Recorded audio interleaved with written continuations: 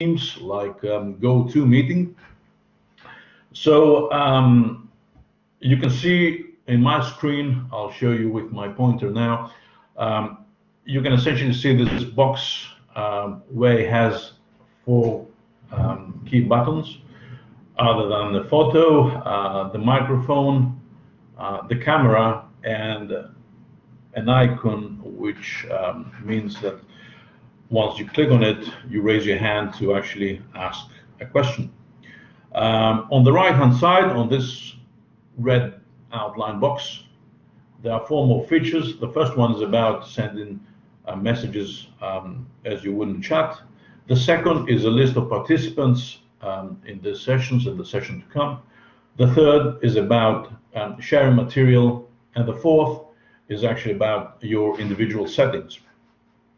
As you will discover along the way, and in order to avoid any kind of background noise and to avoid distractions with too many messages or people trying to switch on and off the mics, we have actually disallowed some of these functions for the general sort of public, the participants, other than the moderators or the presenters, rather, of this session. However, at the end of each talk, we will essentially reactivate these options, and you were allowed to actually type any questions you might have for the presenter in the chat. That is this icon here. Everyone will see your question. And of course, at the end of a session, we will be able, and you will be able, to discuss, and at that point, we will moderate a generic discussion on the project's outputs. The next topic, or the next slide, I would like to share with you is actually a reminder of the project outline of the project's program. So we start essentially, I don't know how, we start essentially with the first day, and this is going to be there's going to be a brief introduction from me about the project, and then respective colleagues will talk about the outputs of every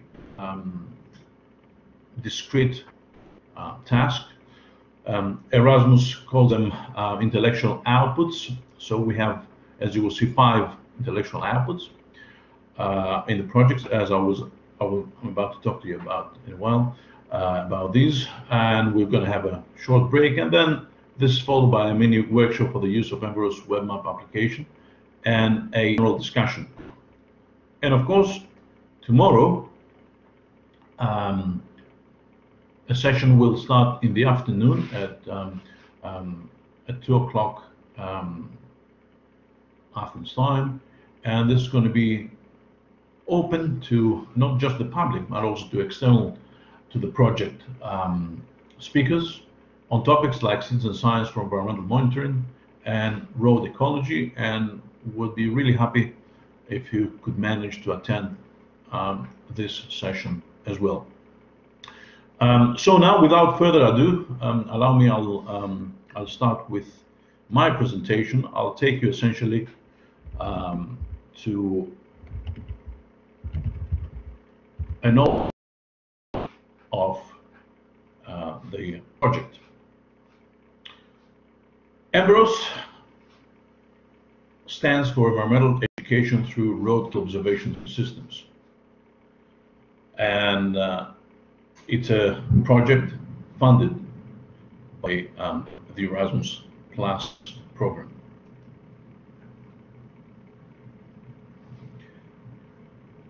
There are 4 partners, as I will explain in a while.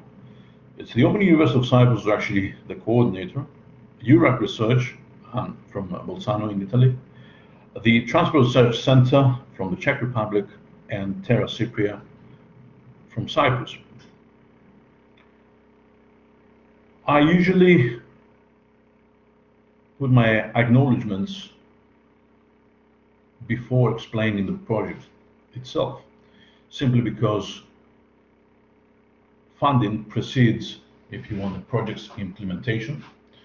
And the help of various people in the beginning is also crucial for a project's smooth operation and timely delivery.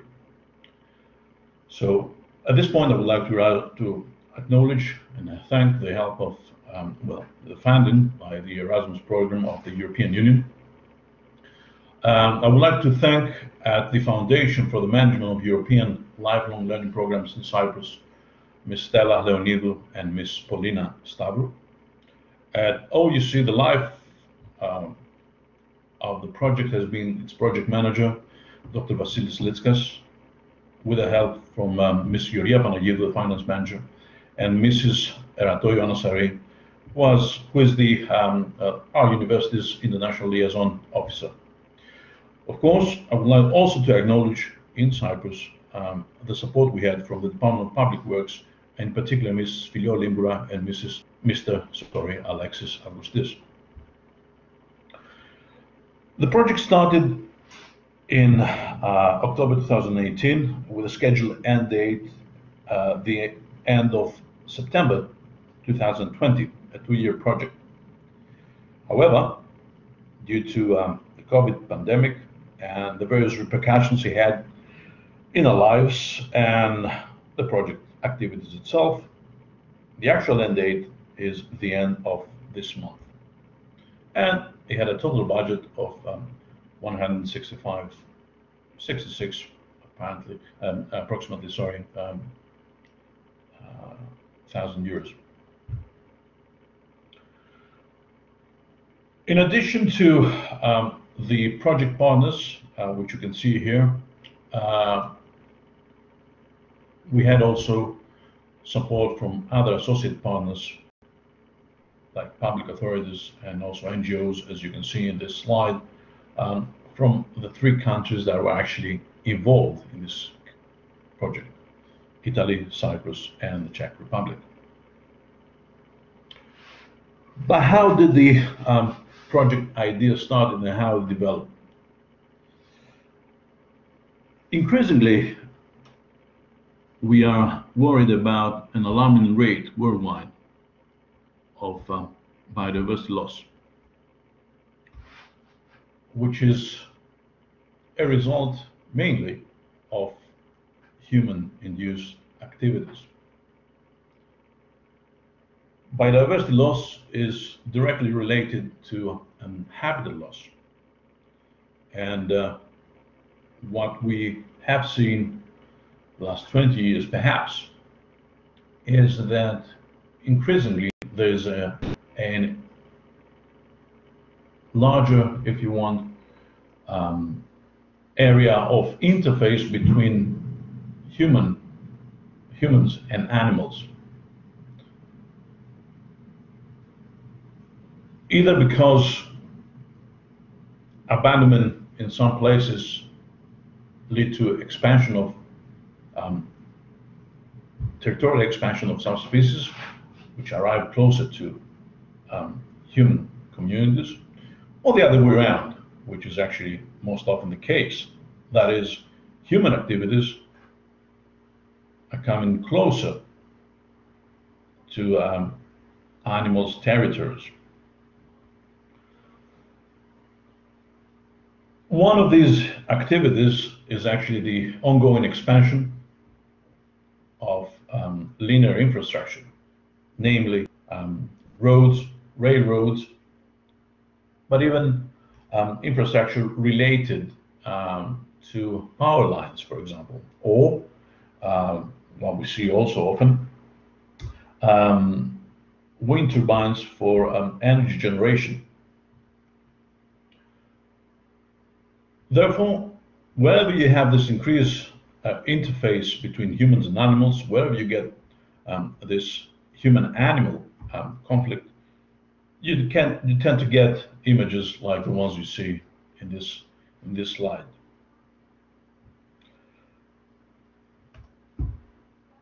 This slide shows coming from the Global Roads Inventory Project, the proliferation, if you want, of roads at the global level.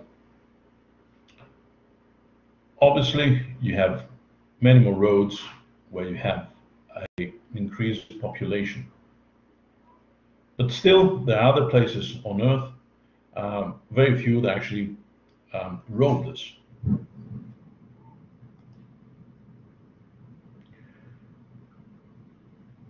And as a result of this increasing influence of roads on habitats, on species, there has been, the last 20 probably years, a proliferation of related studies, but also the realization that you actually need a kind of research practice society interface, and research or researchers alone are not enough to deal with this environmental problem. And this is actually true for many of the environmental problems that our planet is facing. So in addition to research outputs, we see also an attempt to bring together practitioners, researchers, and public administration under common initiatives. We see at the same time the attempt to bring in citizens as an important, if you want, parameter or an important actor in recording information related to the effects of roads on animals, and in particular, roadkills.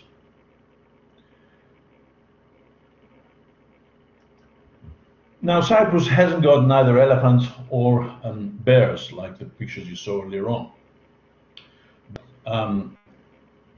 The last 5 years that our lab, our terrestrial ecosystem management lab, works with the effects of roads on biodiversity, we have realized that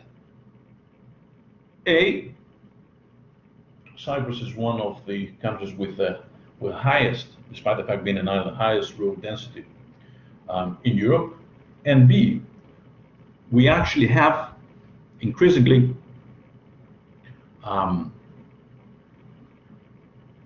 effects on many animals, mainly foxes, hedgehogs, but also snakes.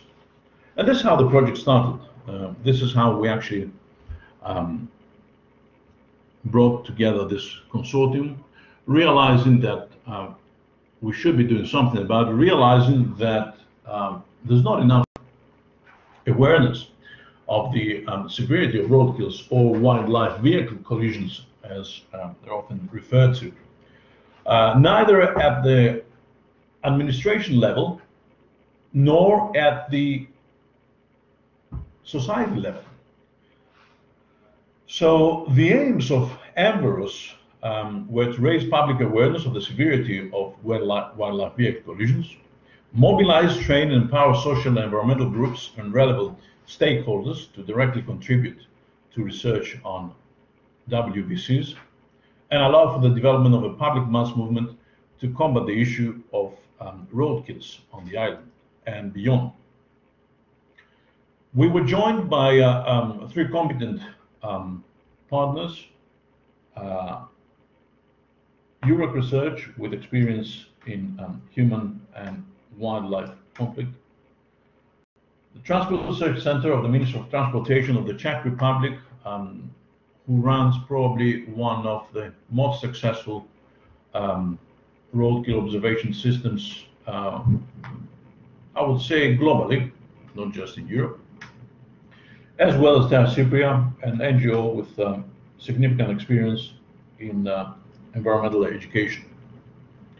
And we have organized our outputs, the work, if you want, around these 5 intellectual outputs, or web packages, if you want to call them, that you see in this slide. We conducted a framework analysis. We set up an e-learning course, a complete curriculum, We construct an online platform and mobile application and a comprehensive replicability package. I'll tell you obviously details about this ones because the colleagues following my presentation will analyze those. Of course, in addition, we had several multiplier events, which, as I said right in the beginning, were influenced by the onset of the COVID pandemic. But we managed to have several multiplier events in all countries. We managed to have, luckily, a very interesting training activity in the Czech Republic, targeted key stakeholders committed to the project goals. And this webinar is, as I said earlier enough in my presentation, is the essentially final conference of the project, aiming to describe the project activities and results and their potential effects on the other European countries, not just the participating countries. So I will stop here, and without any further ado, I will give the full floor, and I would like to welcome, according to our program, according to our schedule, Dr. Mikkel Bill from the Transport Research Center of the Ministry of the Czech Republic. So I wish you stay with us for as long as you like, and I hope you enjoy the session today, as these 2 day sessions. And that's all from me for the time being. Thanks for your attention, and over to Mikkel.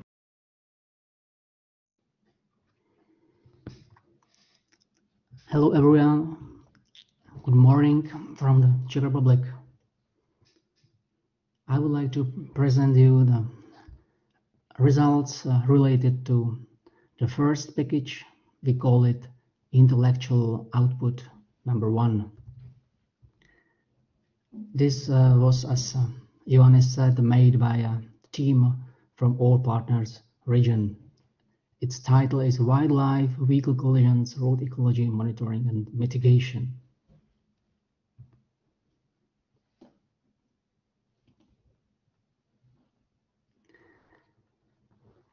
In fact, it consists of 2 parts.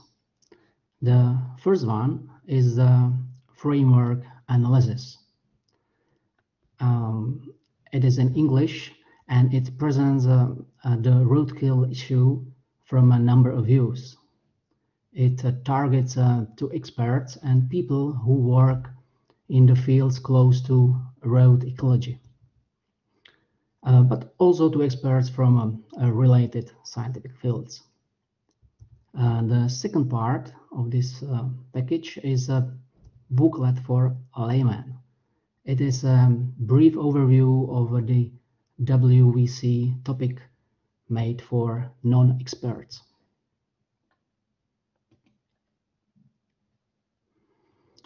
Well, and this is a content of the report. It has several chapters, which will be briefly introduced on the following slides. First, we overview the topic itself of wildlife vehicle collisions in Europe and worldwide. Then we mention its social and economic impacts.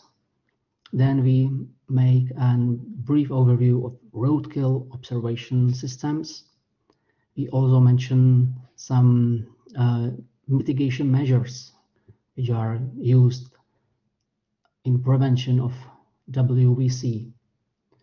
We also described differences of this WVC issue in all partners regions, and we present some pedagogical practices which could be utilized to introduce to pupils and students this topic. And finally, we also made a questionnaire survey to have some responses from public and experts on this topic.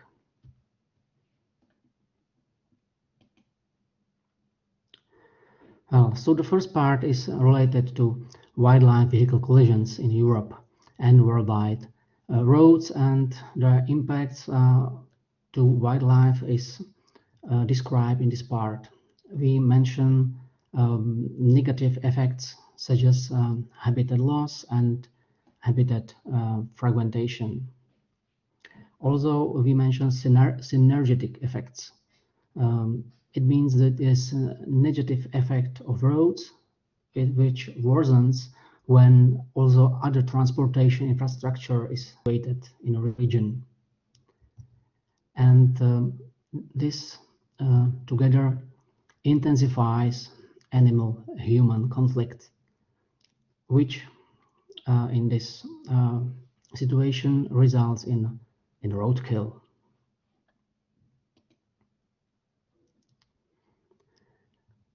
Roadkill take place in some places or in some critical times. We call it contributing factors such as traffic volume, speed of vehicles, and daytime. These factors are also mentioned in this chapter. We also write about threatened species by WWC. These species usually have small populations, long reproduction times, and low number of youngsters. And finally, in this chapter are presented annual estimations of annual mortality rates related to WWC on transport infrastructure.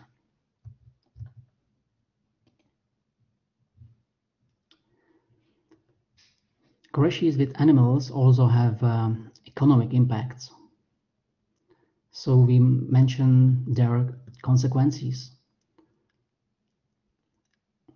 As you can see, for example, in Czechia, the traffic crashes with ungulates, the number of these crashes is still increasing over the last 10 years.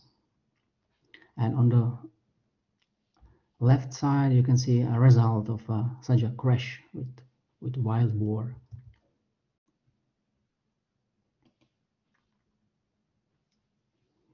Next chapter summarize existing roadkill observation systems which are running in EU.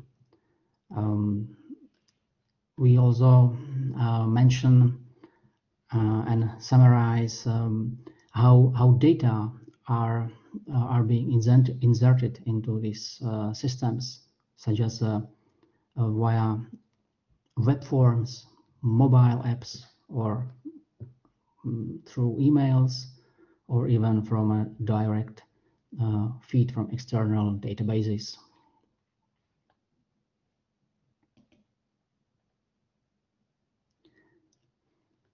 Mitigation measures against WWC are important in order to prevent these events. Some of them are primarily targeting drivers, and the other group focuses on wildlife behavior. Many of these measures are mentioned in this chapter.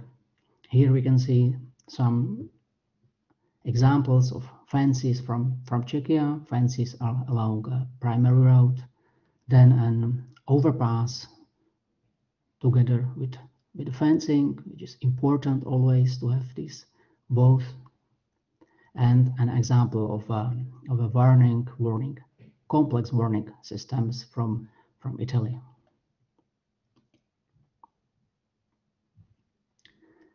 All three partners regions differs in many factors. Central European Czech Republic, mountainous region Bolzano, and island Cyprus.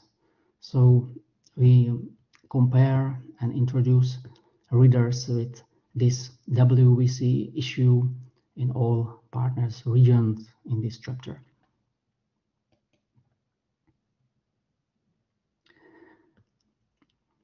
The issue of WWC can also be taught in schools at universities. So we reviewed existing approaches and educational practices. Elementary schools can utilize, for example, games when students are representing animals trying to cross road.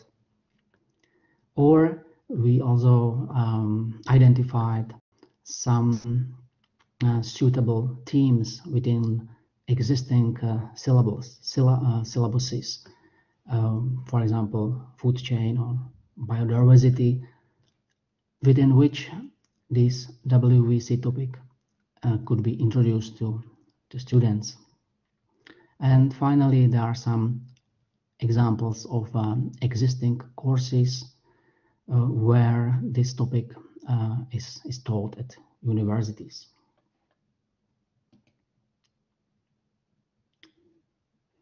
Within this intellectual output, we conducted a questionnaire survey. It was opened for 1 month at the beginning of the project. The first part of this survey, we focused on public. So we gathered responses from more than 500 people from these 3 regions. And the first questionnaire had 23 questions. Here we can see some results, some responses to selected question. For example, people usually know someone who collided with an animal. Moreover, between 20 and 30% of respondents had the same experience.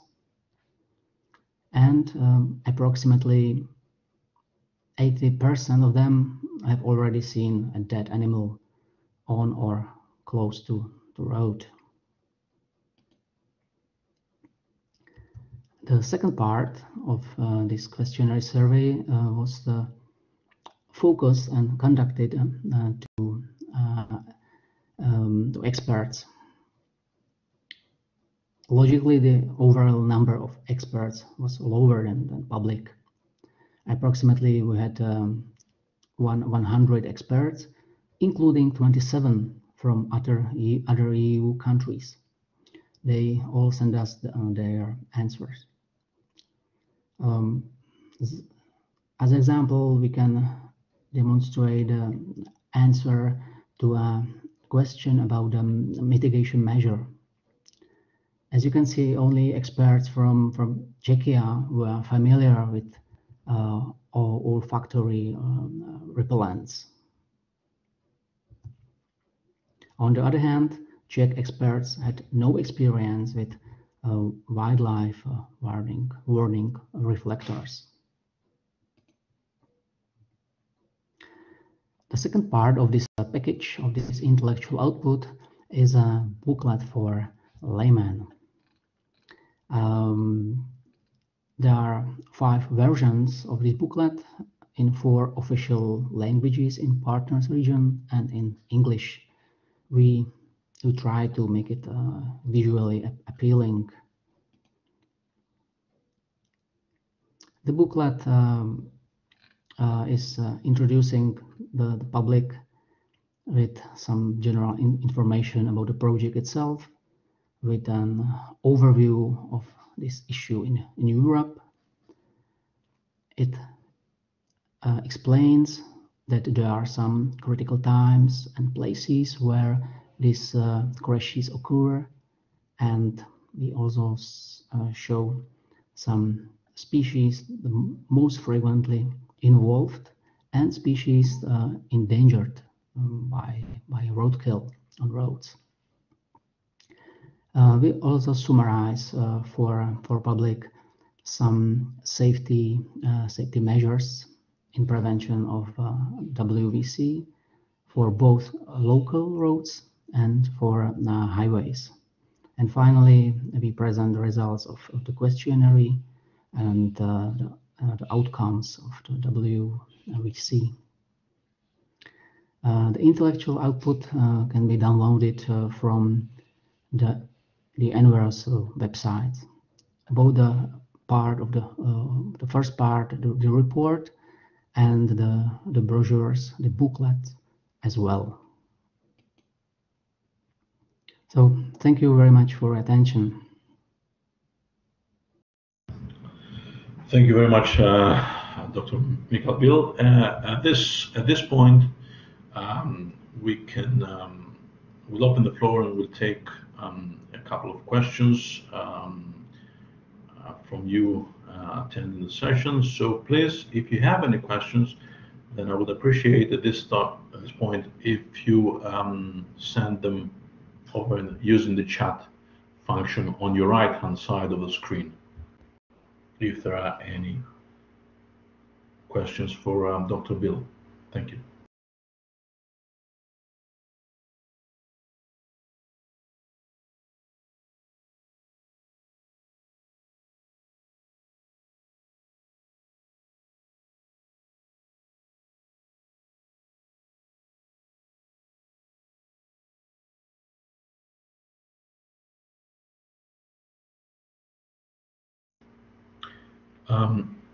If there are no questions, or you want to save the questions for the discussion part of this today's session, then at this point, I would like to invite the project manager of Βασίλης Λίτσκας to talk to us about the intellectual output 2 online education material, environmental education through roadkill's observation systems. Vasily, over to you. Thank you.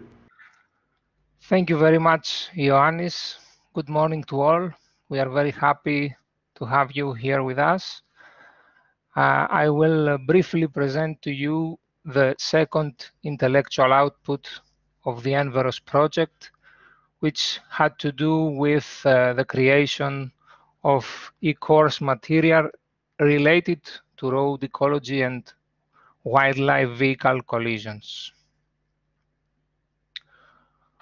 The leader for this intellectual output, the leaders were Terra Cypria and Open University of Cyprus, and of course we had the full support of our partners EURAC and CDV. So I will give you the aim of the intellectual output 2, the steps for completing the task, and an overview of the material produced. You can visit the website, and there all the material is placed in 5 languages, and you can try to explore it further. Well, the aim of this intellectual output was to develop teaching materials related to topics like an introduction to wildlife vehicle collisions, the causes and characteristics, economic and social impacts, the impact on wildlife, mitigation measures and good practices, and planning and design. And the target groups for the material were the stakeholders in the various project areas and beyond. And of course, it can be used for educational purposes, vocational training, or primary, secondary education, or tertiary.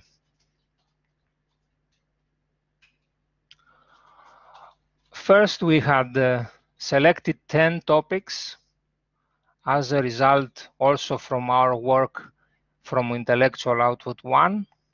And the topics are seen in this and the slide that follows. Is introduction to road and landscape ecology, the effects of roads on ecosystems, the impact of roads on wildlife, wildlife vehicle collisions, factors and data, economic and social impacts,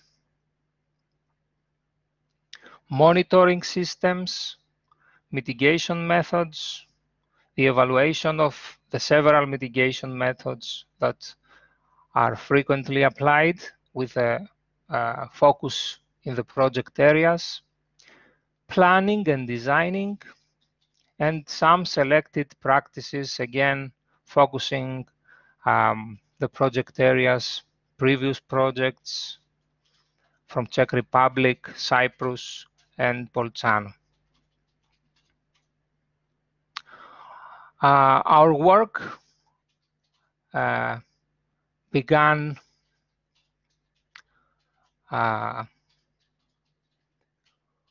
with the development of the material.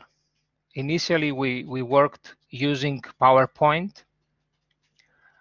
Then the material that was produced initially in English was translated in the other 4 languages, which are German, Italian, Czech, and Greek. These PowerPoints were uploaded to our website, and we had designed a questionnaire survey to collect feedback. And according to this feedback, there was an improvement in the content of the various topics. And then we selected a software, the Articulate 360, and tried to improve from PowerPoint presentations or PDF slides to a more interactive version, which is now available in our website.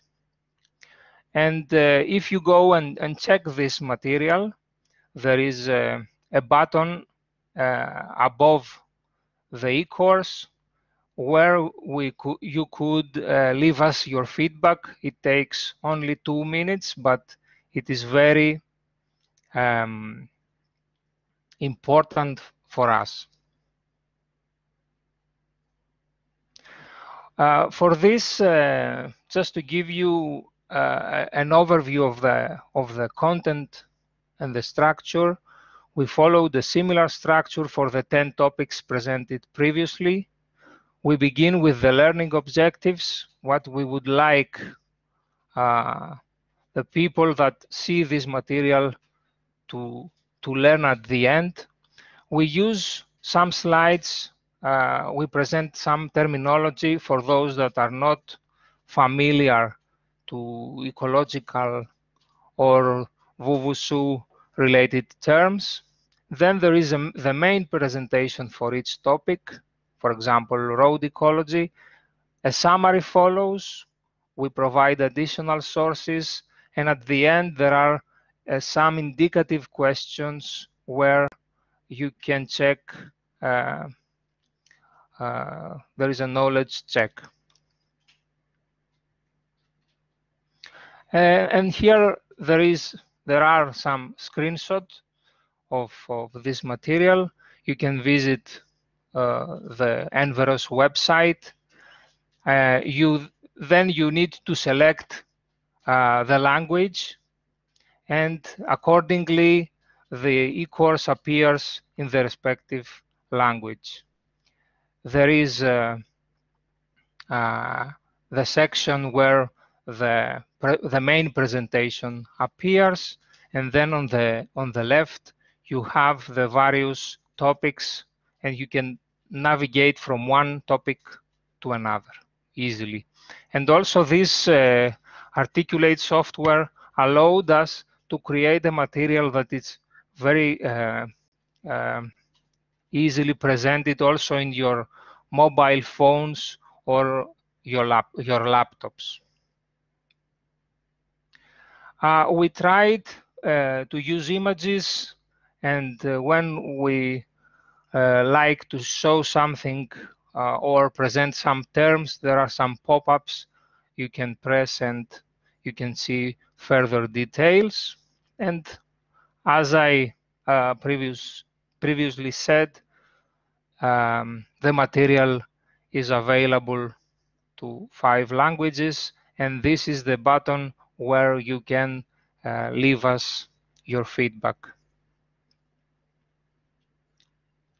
Well, I will give you very quickly more information about the content of each of these topics. The introduction to road ecology has to do with basic terminology in order to understand the issue of wildlife vehicles collision. Then the effects of roads on ecosystems. You have the ecological effects, habitat fragmentation. The impacts have to do with mortality, alien species.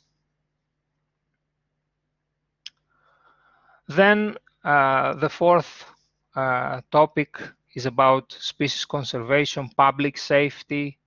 The economic and social impacts have to do with vehicle damages, human injuries, costs. Then the presentation, the sixth presentation, is about the monitoring systems, the roadkill observation systems. And then mitigation methods, focusing to change the behavior of drivers or the species, the evaluation of what is actually working when it is applied on the field, planning, how to plan good roads, what are the features for the bad roads, topics related to research, environmental impact assessment, and then finally there is this section about the presentation of some projects, selected projects, best practices. Yeah, this is just a screenshot because, as I told you, it's very important for us to get your feedback about the evaluation of the e-course. It will lead you to a SurveyMonkey questionnaire, which takes on average 2 minutes to complete it after you have seen our material in the website. And this is all from my side. Thank you very much, Ioannis. Thank you very much, Vasily, for this presentation. And again, I'm activating the post chat messages in case you have something to ask Vasily Litskas regarding this material.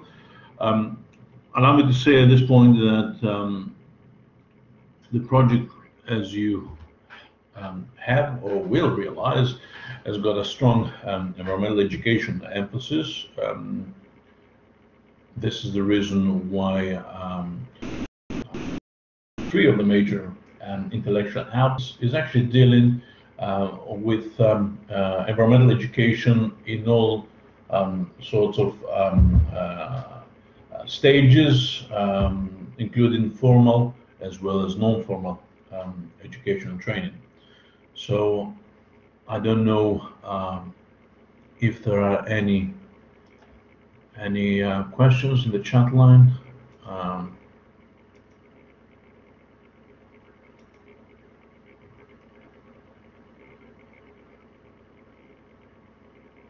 If there's nothing else at this stage, then we will move on to one more intellectual output of the project, again related to activities for primary education and vocational training, presented by Kyriaki Mikhail from the Terra Cypria NGO. So without further ado, over to you, Kula. Thank you.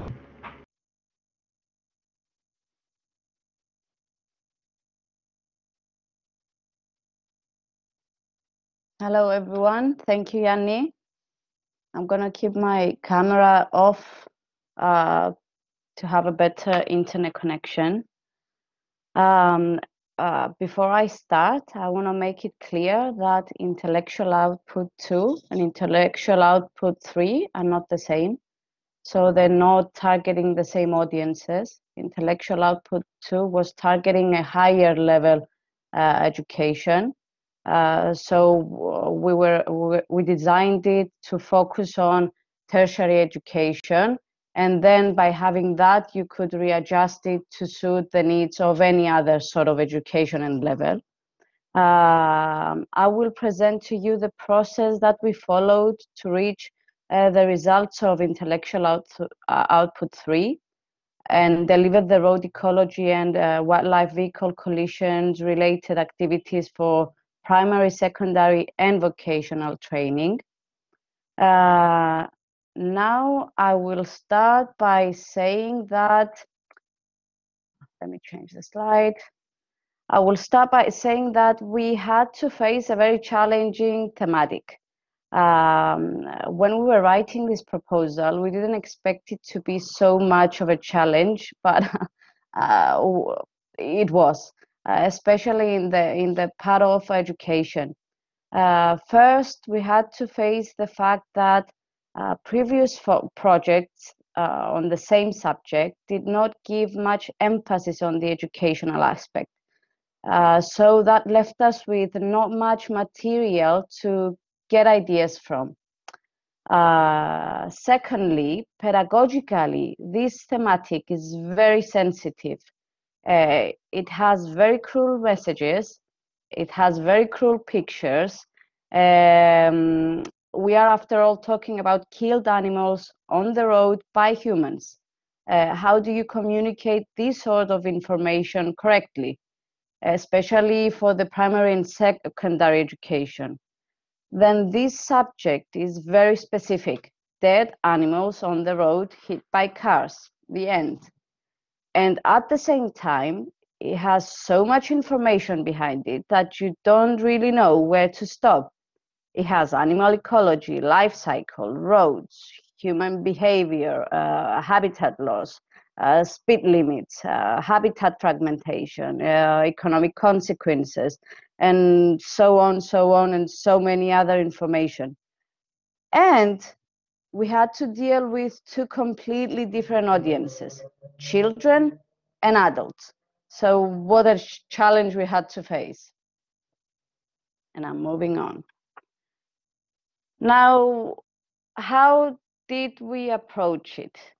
For primary and secondary, we decided that we had to focus on certain areas and try to, first of all, raise awareness about the problem by educating the children about the wildlife vehicle collisions, most common animals that you find, and their ecology.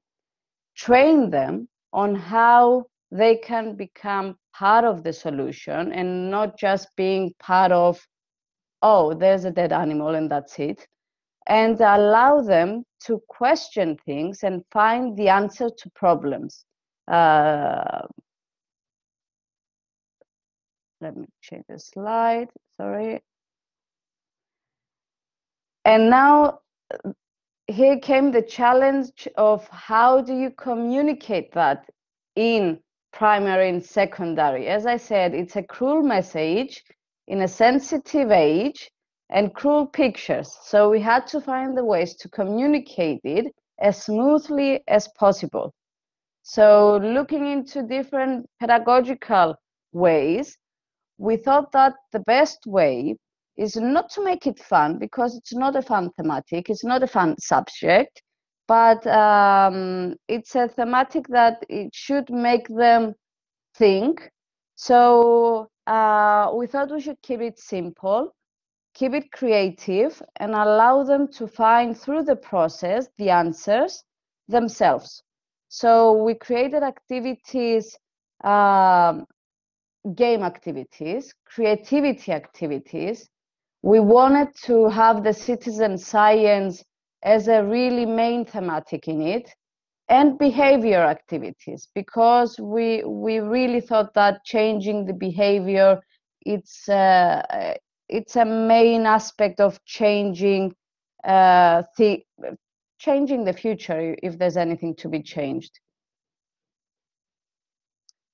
Now, coming to the vocational training, if you think that children is a challenge, wait till you come to adults, which they have their set minds, and you're trying to educate and train already set minds, and you need to reset them in a way. with the vocational training, we try to target specific groups, but not meaning that that's it. But at the same time, trying to approach all categories of citizens.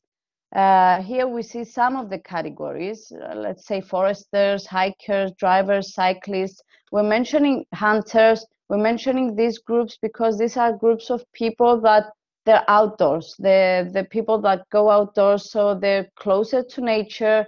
They might be more approachable to this sort of information. They might be more sensitive, so they might be more interested in listening and helping out in the process of especially citizen science.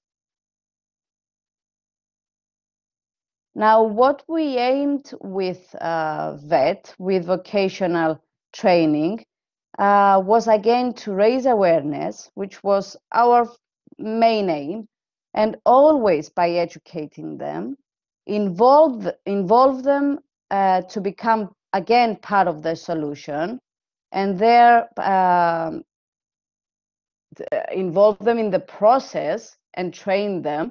Train them in what way? Train them to be a correct part of the process. I mean, not just collect information through the citizen science, but correct it properly. That's an example. Now, the way we try to work with the vocational was through citizen science activities, training and activities, sensitization activities, and I skipped one, which is the behavior activities as well. And I might say that with the vocational activities, we gave more emphasis in the behavioral activities than with the children.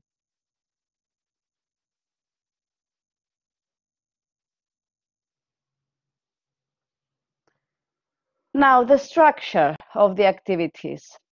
Let me just say that all of the activities are standalone activities, which means they are not interconnected one to the other. So you can just pick and choose one without having to do the previous or the other one to do this one. So they are standalone.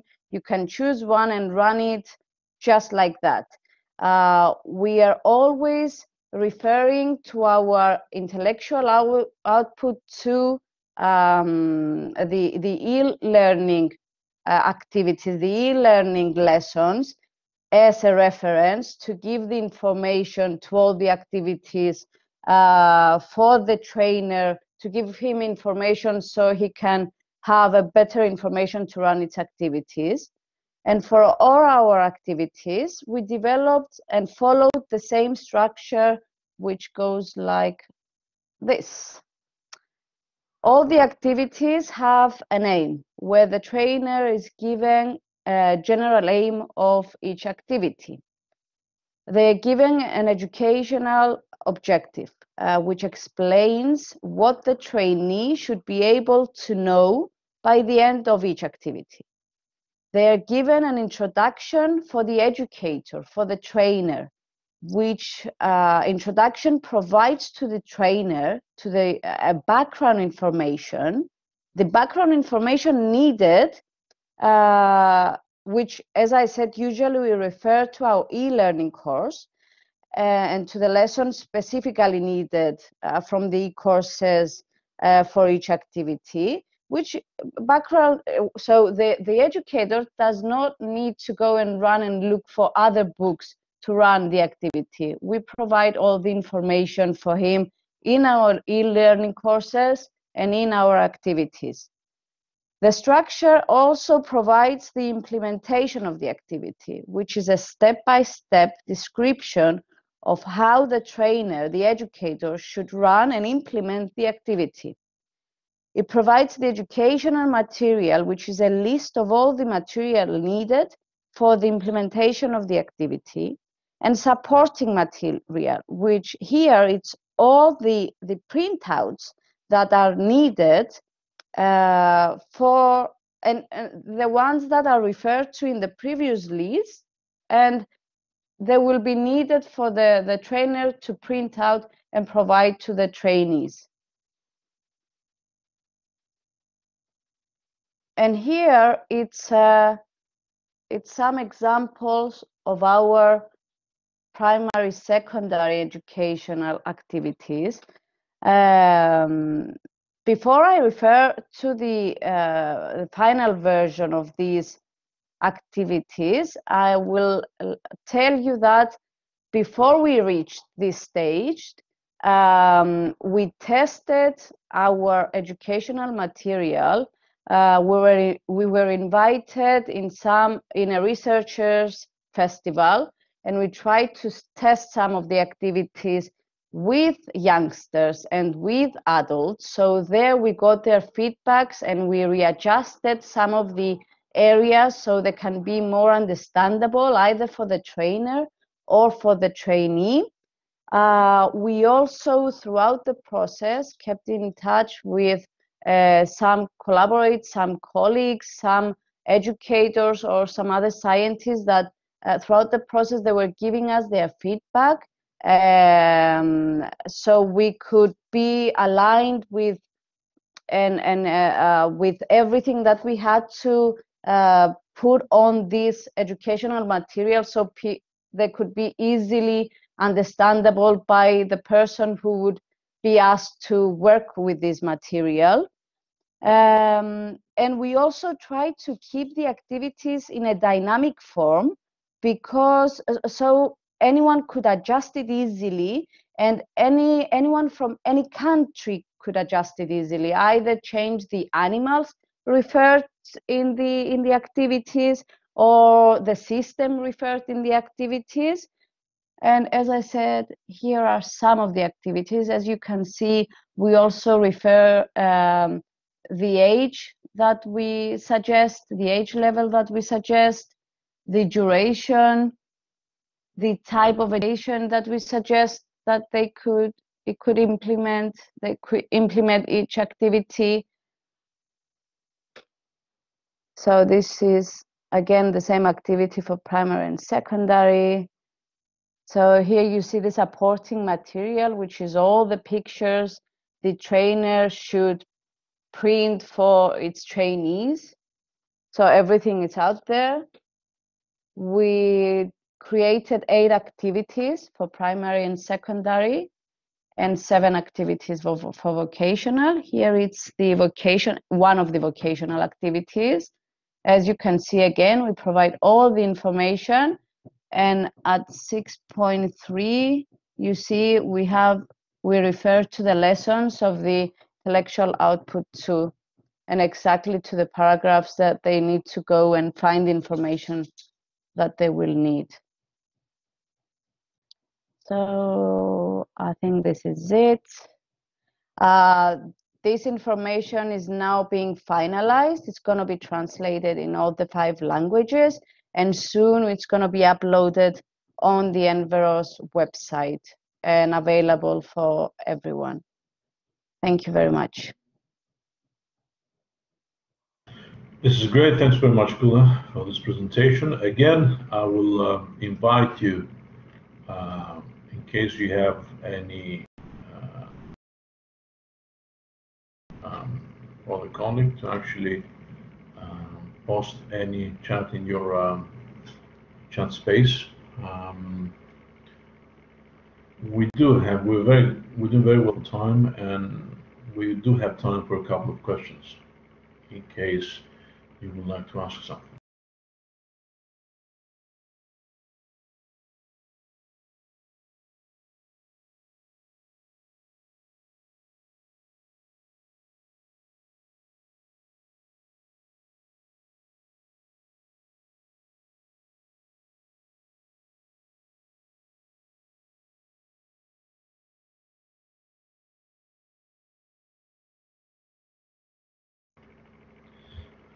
Well, if there's nothing to be asked at this stage, then I would like to move on to intellectual output 4.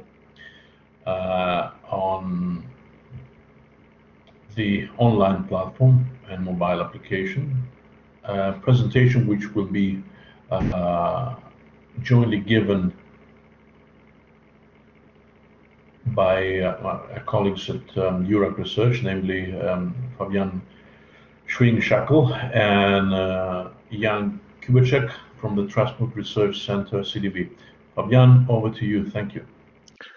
Thank you, Giannis. Good morning from the Italian Alps. My name is Fabian Schwing-Schackel. I'm a biologist and junior researcher at the Institute of Regional Development here at Europe Research. Today, I'm going to present you, together with my colleague Jan Kubicek from the Transport Research Center of the CDV, our Czech partners, the intellectual output 4. I want to apologize that the typing mistakes clearly is WVC, not VWC. So we present you the Wildlife Vehicle Coalition online platforms and the mobile application. I want to start by giving you an idea from where I'm talking to you. I welcome you all from the city of Bolzano, and Bolzano is the capital of the Bolzano region, the little red area in the on the north side of Italy. It's officially called the autonomous province of Bolzano, South Tyrol, and it's the most northern region of Italy, located directly in the heart of the Italian Alps, and directly on the border to Switzerland and Austria. So before Enveros, the roadkill observation system in our region was in the hand of the local hunting association, and this data set was clearly and exclusively composed of huntable species. So we had a strong local need to create a tool to collect information on roadkills, on every kind of species. And we wanted to create or to have a supervision on the whole roadkill phenomena here. So Enveros and the consortium, and especially the European Commission in the name of the Erasmus Plus program, gave us this opportunity to create the output 4. And the output 4 is composed of mainly 2 core elements, and the first is the interactive multifunctional cyberspace, a platform designed on a web page where all the target groups, our stakeholders, the interest users, can find the relevant information on our project and the roadkill phenomena. So it's like the background information to the topic. And secondly, they can find a free mobile application which to use to geodigitalize the wildlife vehicle collisions together with an interactive web map. And this work we have done together with our colleagues from CDV, who have an enormous experience, and they have a lot of competences in this GIS and IT sector. So I want to introduce you the core team, and it's composed of my supervisor, Mr. Dr. Favili Filippo, a senior researcher here at the Institute of Regional Development, and Jan Kubicek, our colleague from CDV. He's a GIS analyst and IT specialist. And together we created this IO4 part. I want to start with the platform. The platform was created in the form of a website in WordPress 5.2.6, designed in 7 parts with 7 menu points and under chapters, clearly in all 5 project languages available. The project website is connected directly to Facebook, to an email address, and to a separate comment section to guarantee all the kind of interactions with our users. And clearly it has its own privacy policy. I want to run quickly through the 7 menu points to give you an overview about the contents. So the first is the project menu point. here you find, or a user can find, all the relevant information towards the Erasmus Plus program, and it's linked directly to the website of the European Commission and the Erasmus Plus program. You find all the relevant information on the project itself, our objectives, and us as project consortium and partners. You find the section roadkill with all the relevant information towards the roadkill phenomena itself. It's more a technical side. You find a list with European initiatives of citizen science touching the topic of roadkill. And last, you find some pictures on roadkills taken and representing mostly Cyprus. The next point is the e-learning course, and that's a really important part because that's the interactive learning environment where our interested users, as we heard it from Vasilis before, can interact and learn by himself in an autodidactic way all the principles and all the topic around roadkills and the wildlife vehicle collisions.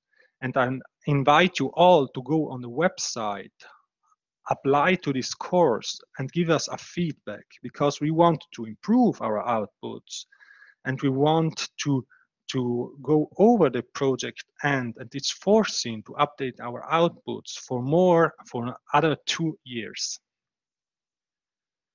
The next point is also a very important output, and it's represented by the web map, an interactive map where users can geodigitalize roadkills. It's a tool that it's together composed with the Enveros app, but Jan Kubeček will present it to you later more in detail. The next point is the document sections where you can download all the relevant documents of the website. Maybe some of you were inside our website on these sections and noticed that we had not only documents but also news. Yes, that's right. We had a problem with our last update, and so the news and document sections were mixed. That's a mistake that we're gonna to repair in the next days, weeks. Now we came to the last point on the menu, and it's the news section where you find all the news on the project itself, the announcements, the events, the outputs, and the newsletters we send out to our stakeholders. And here you can see you have also this language choice you can apply to every single menu point in the 5 project languages. Okay, so let's take a look to the numbers of the website. And so that's really interesting graph provided by Google Analytics. And on this graph, we see the total number of users per month in the time frame of the launchment of the website from January 2019 to December 2020, some days ago. And Google Analytics could identify through a unique client ID 1,740 users. It's clear that the client ID is correlated to the web browser and not to the device. So maybe we have to think that this number is a little overestimation of the real number of participants, but still it's a very good interaction. We have a peak in November 19 and in May 20, and that's clearly correlated to our communication strategy, in which we tried to actively advertise in this month, especially the IO2 e-course, and to canalize the person direct on the site.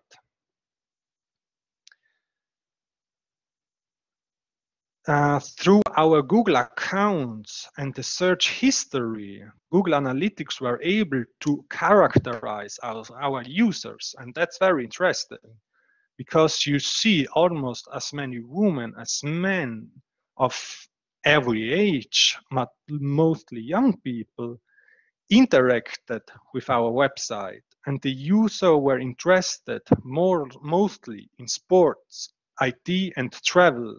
And this is absolutely in line with our communication strategy. Where did our users came from? Also, this is a very impressive graph, seeing that our website was being accessed from nearly all parts of the world.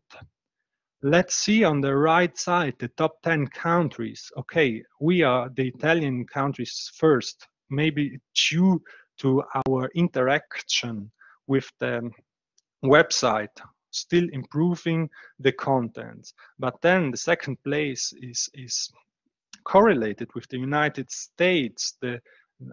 Then we had interactions clearly from Cyprus, from our partners, but from Canada, Germany, China, till India. And that's very impressive to see the reach of our project.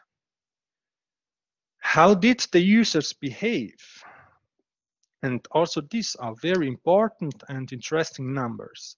The 1,714 users I showed you before opened more than 11,000, nearly 12,000 pages in 3,300 sessions. That means a session is a group of all the interaction till a user is inactive for 30 minutes. That means nearly every user came back once for checking the website. When the users were active, in average, they looked from 3 to 4 pages per session and spent 4 minutes on the site. That's in fact not really long, but we have to think still on our communication strategy.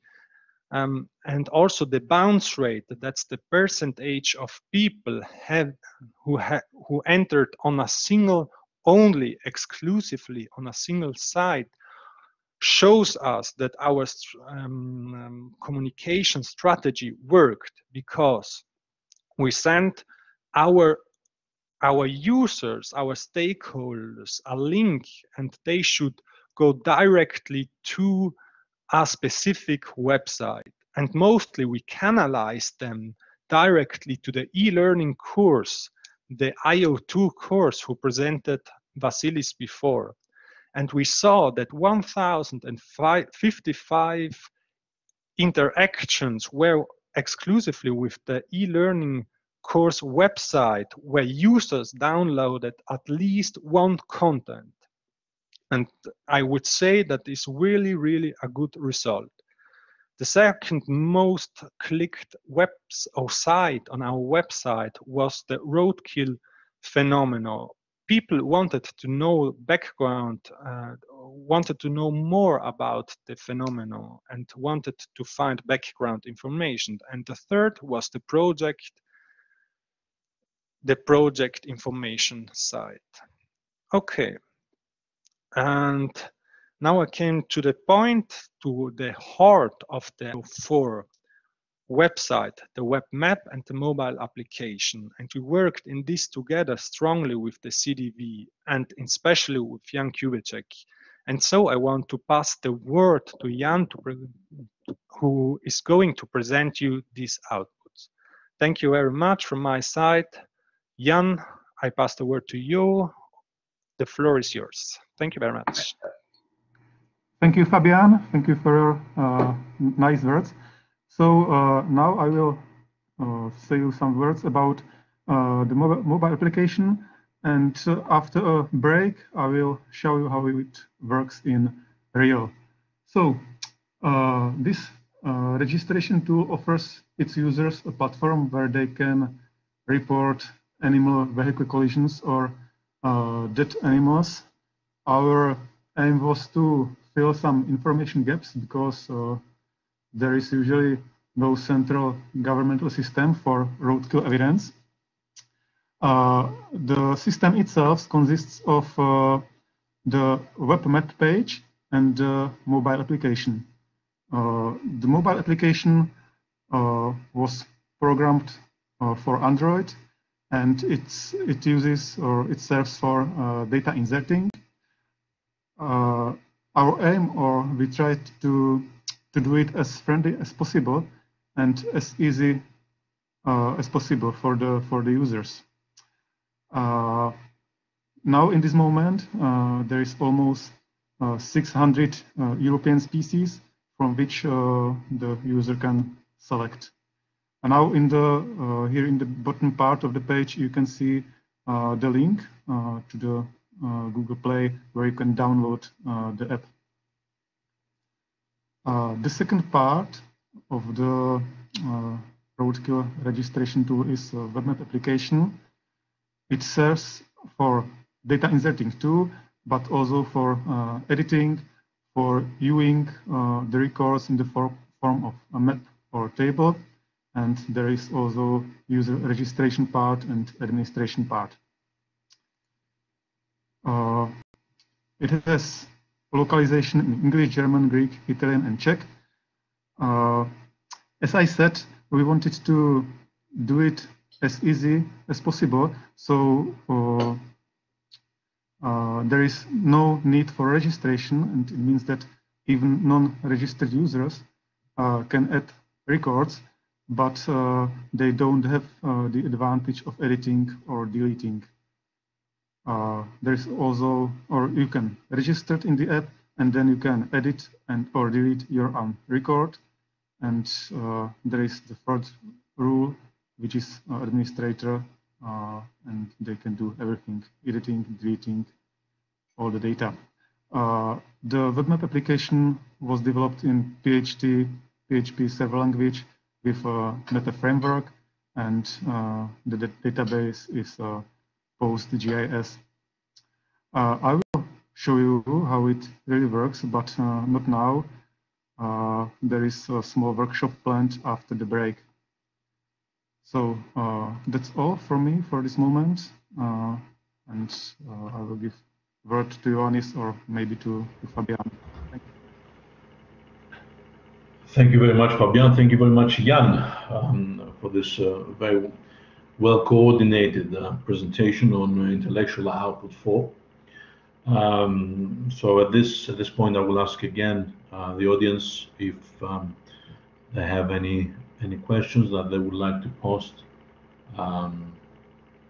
in the chat.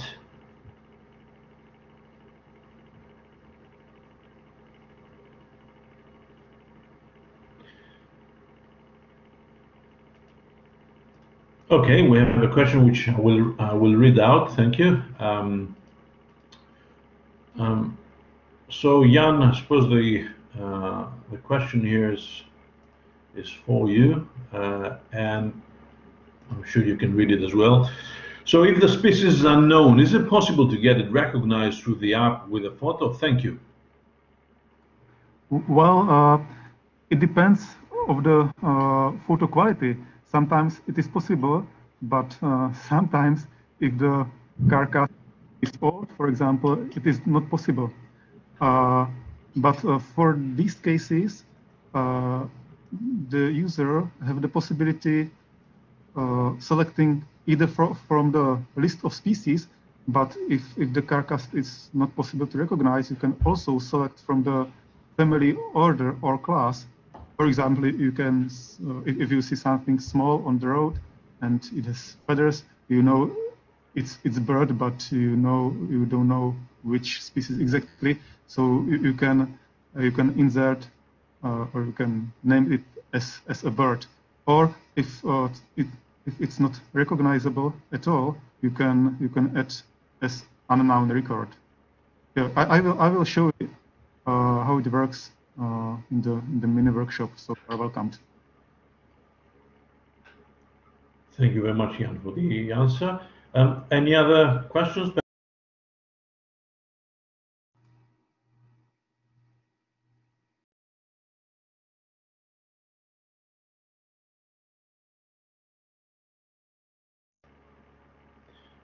Okay, well, as Sorry, we do have another question. So you can see it, Jan, but I will read it out. Is the list of species individualized for every area? Thank you. Yeah, we tried to create the list which will be usable in the whole Europe. So I think you can use it in every country in Europe, but there are not species from Australia or Africa, for example. But sorry, the application is done in that way that it is possible to adjust the list of species. So if we want to expand, it will be no problem from the technical point of view. Thank you very much, Jan. Allow me at this point to make a comment. The comment is that quite a few countries already have their own sort of list and their own sort of observation, roadkill observation systems. We had developed one in Cyprus prior to the start of Embarus, and I'm sending now the website in the chat. And of course, as the question goes, we had a smaller application with a species which was individualized for Cyprus. So we had included only species for Cyprus. However, the effort under the Embarus is actually trying to start the list and create something that can be used Europe-wide. So this is why the list of species we have included, as Jan has pointed out, is the European list of species, which can, as a construction, if you want, the app can talk with other applications and import or export relevant species list from other lists and records, from other areas. So the other question, Jan, is there a list of care centers? Well, I'm not sure what do you mean, or what Lila means with a care center, but if it's center which takes care maybe of injured animals, so no, there is no such a list. But I'm not sure what does it mean care center. Do you have any idea?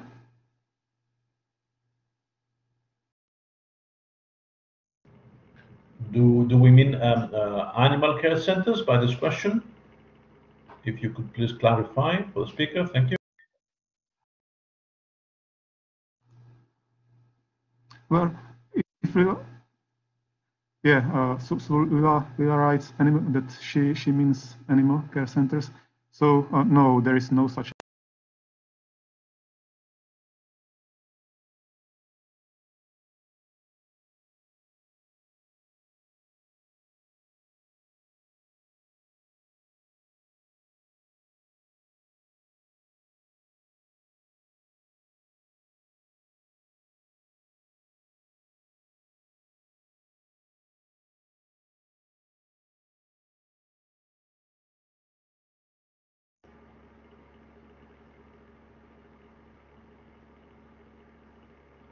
Okay, now I think, oh, sorry.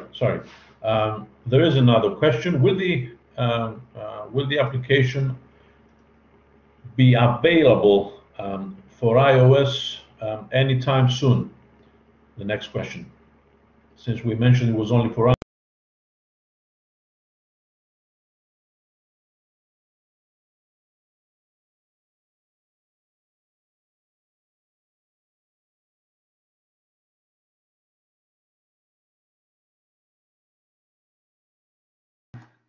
well, if it's a question for me, I think it will not be available for iOS.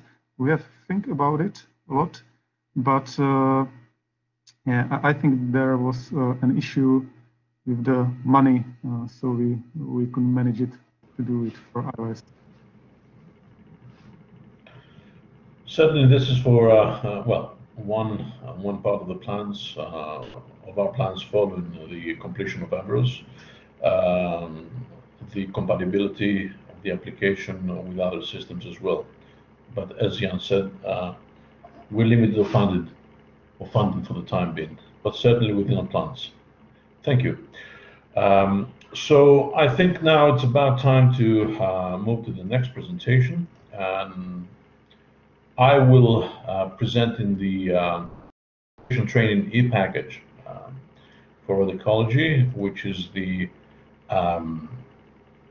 intellectual output 5. And at this point, essentially, I would like to share with you how we have tried to pull all things together, pull all the intellectual outputs together into a kind of a coherent plan, a plan that can be used by anyone under any occasion for training on the topics of road ecology and wildlife vehicle collisions. So I will start a bit with a common, if you want, understanding about the importance of roads. Now, we all know that roads play a significant part in shaping the environment, and roads, irrespective of whether we like them or not, are at the core, not just for transport, but in general for an area's development. However, we have ample evidence to suggest that natural areas are being increasingly fragmented by a fast-growing transport system, and that habitat fragmentation, as a result of transport infrastructure, is a serious threat for biodiversity in Europe. There are plenty of effects of roads on the environment. Biodiversity decline is one, environmental degradation, shifts in ecological processes and services, higher extinction and outbreak probabilities, to name but a few. I showed this graph earlier on in my introductory presentation this morning, which epitomizes essentially the problem, a global problem, a problem of global concern, with some areas, as usual, being more influenced by it than others.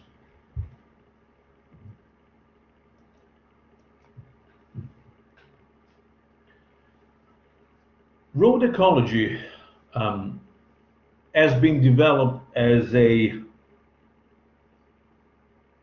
subdiscipline of landscape ecology, starting from the US at the end of the 80s, trying to study the ecological impacts of roads and highways. Roads have local effects via the agents of noise, water pollution, habitat destruction, and local air quality, but also wider effects, fragmentation of habitats at a larger scale, ecosystem degradation, and climate change from vehicle emissions.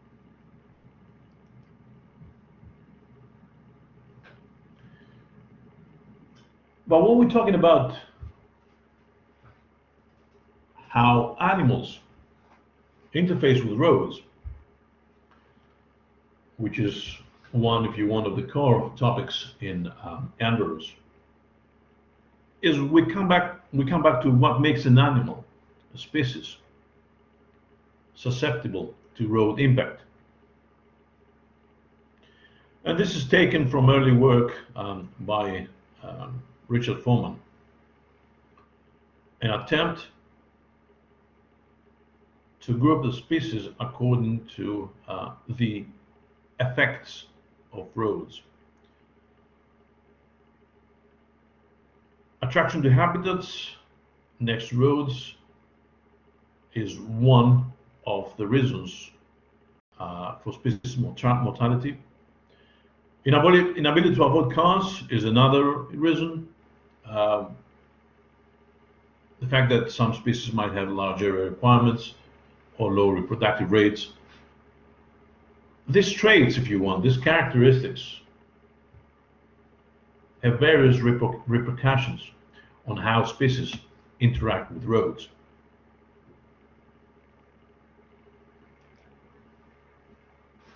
Therefore, the aim of Intellectual Output 5 was to try and transform 2 years of experience from a project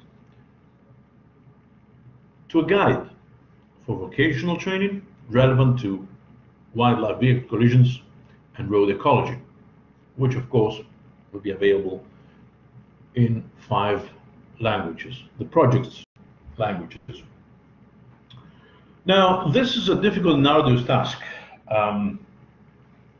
As our colleague was saying from Kyriaki Mikhail Kula from Terra Cypria this morning, while she was presented the Intellectual Output 3 on related activities for primary, secondary education and vocational training, we have a problem with multiple aspects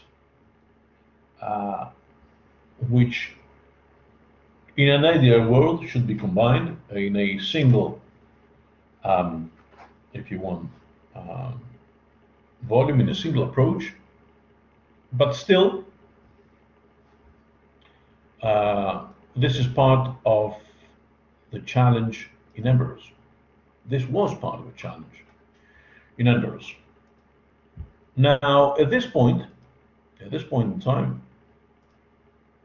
allow me to make an analogy. And since we are approaching, at least in this part of the world, lunchtime for some of us, allow me to make this analogy. Now, assuming that you would be interested in, let's say, Greek cuisine or any cuisine, as an example, and assuming that you knew, this coming, well, this stems from a blog of some famous chefs, which named these 10 ingredients as the core ingredients for the Greek cuisine. So assuming that you know the ingredients and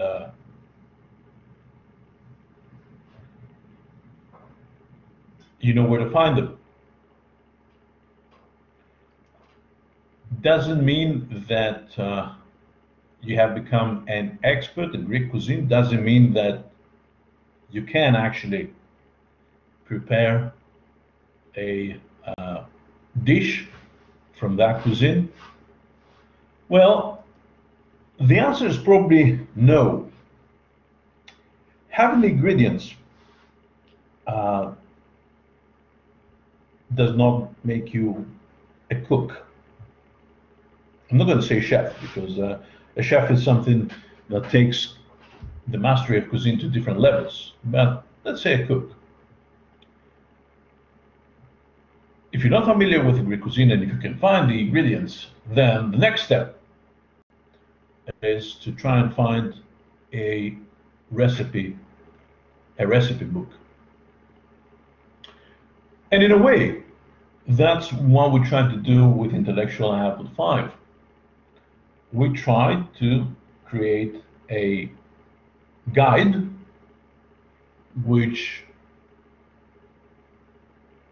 would get the ingredients we have prepared during Embers, borrow also ingredients, because there are plenty of good ingredients out there related to road ecology and wildlife vehicle collisions from other places, and come up with a volume that would allow someone to approach the topic under different educationally, under different circumstances. Now here we have to remember, just as in the case of recipe books, that there are different approaches for different audiences. Recipe books rarely contain the same recipes, and of course, they're not exhaustive. But any recipe book should capture the essence of what it represents, in this case, the Greek cuisine, and should provide those interested with the instructions to cook properly. So, forgive this short diversion, and let's go back to our book and what we try to do.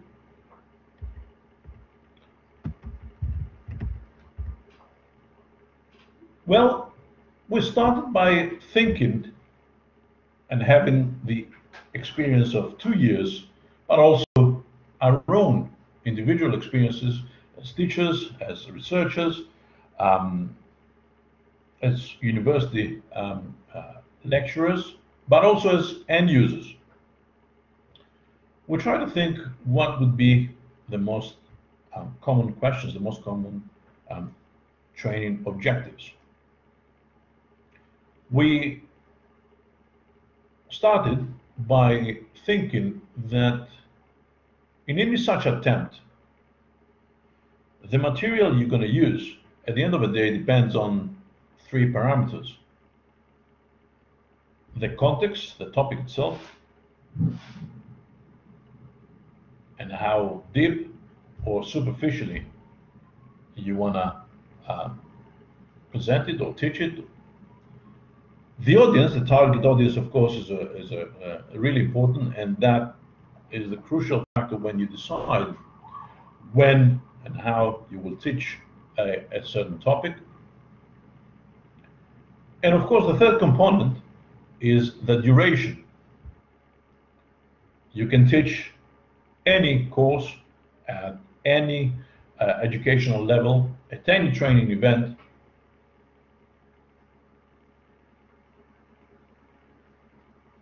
in different with different approaches and with different duration, from 1 week to an hour to a full 6 months, a semester, or a year at the postgraduate level, etc., etc. Needless to say that even if the topic remains the same, let's say landscape ecology, in all these examples, the context will change because the duration changes and because the target audience change. The topic remains the same. It's still landscape ecology. And in the same way, we started by thinking, all right, what do we want to do here? Do we want to train professionals, or do we want to provide an overview to laymen, to the public? A bit like the dichotomous keys which we use in taxonomy, either for plants or animals, this guidebook operates in a similar fashion. So the first essentially split of this tree, if you like, of this diagram, is the distinction between professionals and laymen. Then we move on to the second level of the tree. So if we want to train professionals, then we do it through education, which is formal in all 3 levels of education: primary, secondary, tertiary, or non-formal, vocational training. If we want to provide an overview to laymen, then you have what you would call a professional training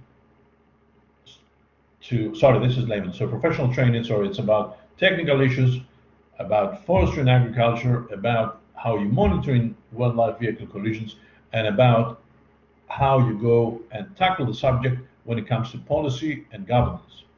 policy and governance remains an important element, remains probably the sector that we have to approach the most, simply because the topic of wildlife vehicle collisions in most countries in Europe is actually underreported, underestimated. This is the reason why we have to approach policymakers to make the topic known. But in order to do that, obviously, we need to have the evidence in place, and the evidence in place can only be done by solid wildlife vehicle collision monitoring systems. This is when it comes to education and professional training under the trained professionals level. For the laymen, it comes down to more elementary, more basic stuff, like explaining what is the phenomenon, what are wildlife vehicle collisions, how can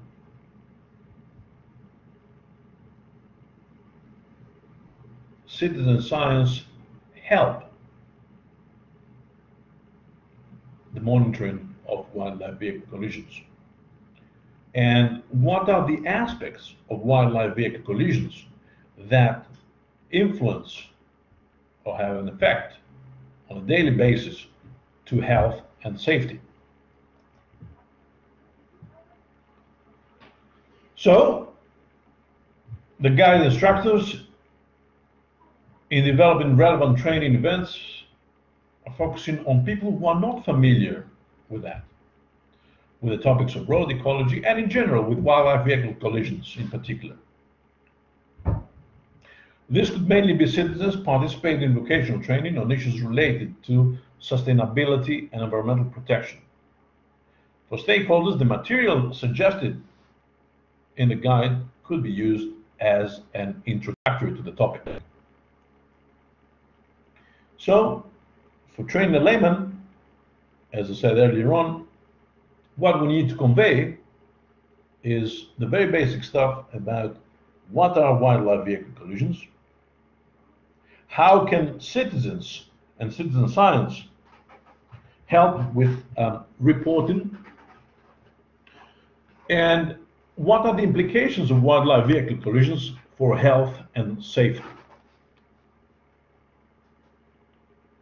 In order to do that, and this is just an example of the guide, we provide with the trainer with some indicative sources and an indicative activity time in order to build around a specific training.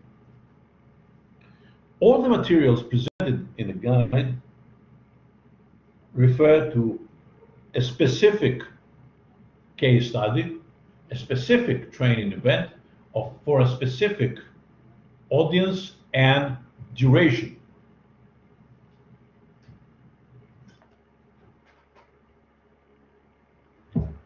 In the same manner, when it comes to education and formal education, professional training, we provide examples or recipes, if you want to remember my early analogy in this presentation. We provide examples of how a course can be set for primary education, secondary education, tertiary, and vocational training. This is a suggested content for an undergraduate course, for example, in road ecology. And I'm doing this is a semester course, 13 weeks. I'm just showing you example of 2 weeks here, where the students, for example, can read a chapter from the book Road Ecology, can watch a video, and can do a practical on the Jegami webpage, which is a very nice game related to fragmentation. And this with an indicative activity time of 2 hours and 11 minutes. And by that, I actually am adding here, as you can see, the total activity time. The same goes for the second week. Different, obviously, chapter, different activity, if you want. And that goes for 13 weeks in a semester course in road ecology.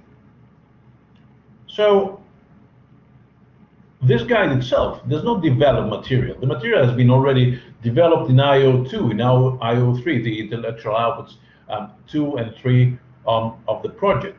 And many of these stuff were based on the need assessment analysis in intellectual output 1 of this project. And is also using, needless to say, the material and the web application in IO4. This intellectual output, the 5th of the project, brings together all the pieces of the puzzle. And not just that, Amber's, a 2-year project, has done well with the resources they had available and the time frame. But obviously, we cannot and we should not neglect work that has been done by other colleagues all over the world. And in this output 5, we provide suggestions for training material, not just from members, but also from other places, other projects, and of course, key readings in road and landscape ecology. The same goes with education and professional training, whether this professional training refers to technical issues or specific to forestry and agriculture, or monitoring of the phenomenon, or last but not least, policy and governance aspects. And the reasons that these topics were selected is that they include all the stakeholders that are involved or related according to the profession to the issue of wildlife vehicle collisions management. So, as I was saying this morning, what we need for environmental problems is to have in place this interface, research, practice, society, in order to deal with any environmental phenomenon of a global scale, like wildlife vehicle collisions. And again, this table is just one of the examples included within this guide, and this example is indicative material for designing trainings related from the technical perspective to WVCs. This might include, again, specific reading, or it might include webinars, or it might include a small exercise. And this is arranged in such a way so the trainer can pick and choose what he or she likes according to the time available. Of course, we don't stop here. In this guide, there's additional material provided in the form of annexes, and by that, we refer to specific GIS tools that are by now commonly used in monitoring and management and planning of wildlife vehicle collisions and road ecology, landscape ecology in general. We provide links for GIS data in particular in the project, particularly GIS data in the project countries.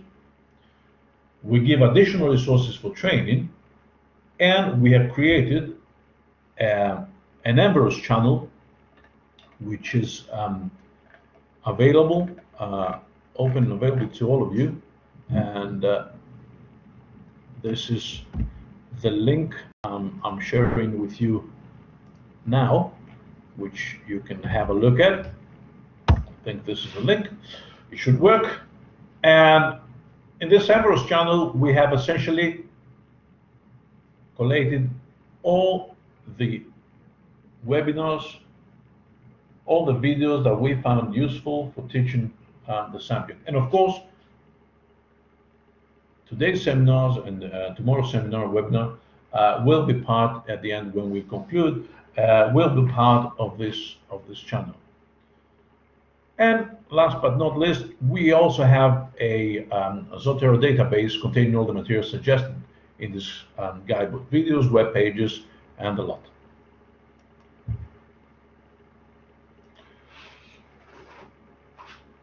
I will finish this presentation with a kind of disclaimer. As I said earlier on, no recipe book is complete, is exhaustive. And all of us have different needs, if you want, different tastes. We might also have different cooking styles. In the same way, IO5 is an aid for teachers, instructions, and trainers to organize the available material that can be found related to wildlife vehicle collisions, road ecology. So, this should be seen as merely suggestions for trainers. Trainers know best the target audience and the particular circumstances under which a training event takes place.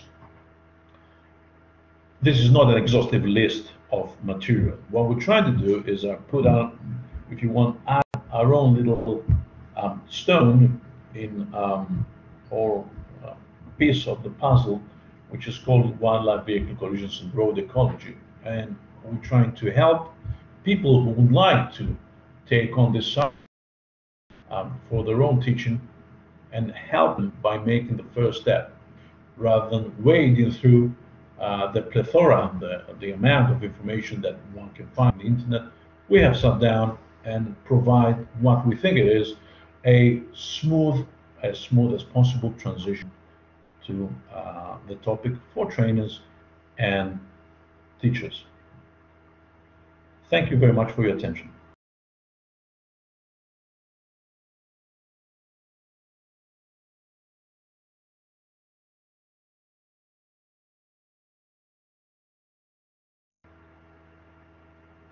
I don't know if there are any questions at this stage before having a break, as it's scheduled in the program anyway. So please, if you do have any questions, please, you can use now the chat and post it to us. The floor is open for questions. Thank you.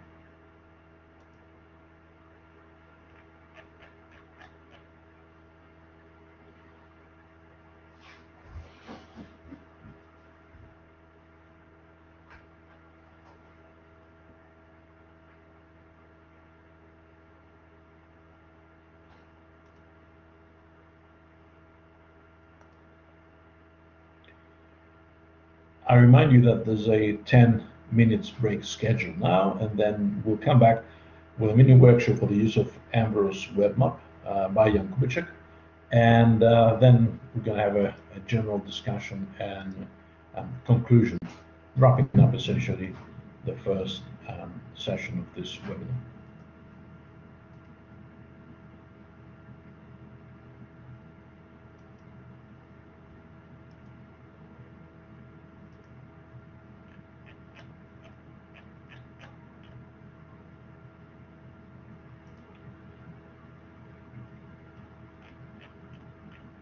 Well, if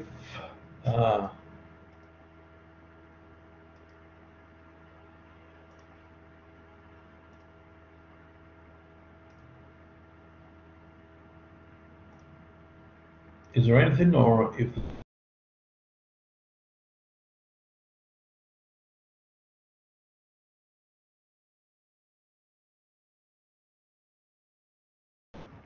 see? In that case, let's do that. Let's follow the schedule. Let's have a 10 minutes break.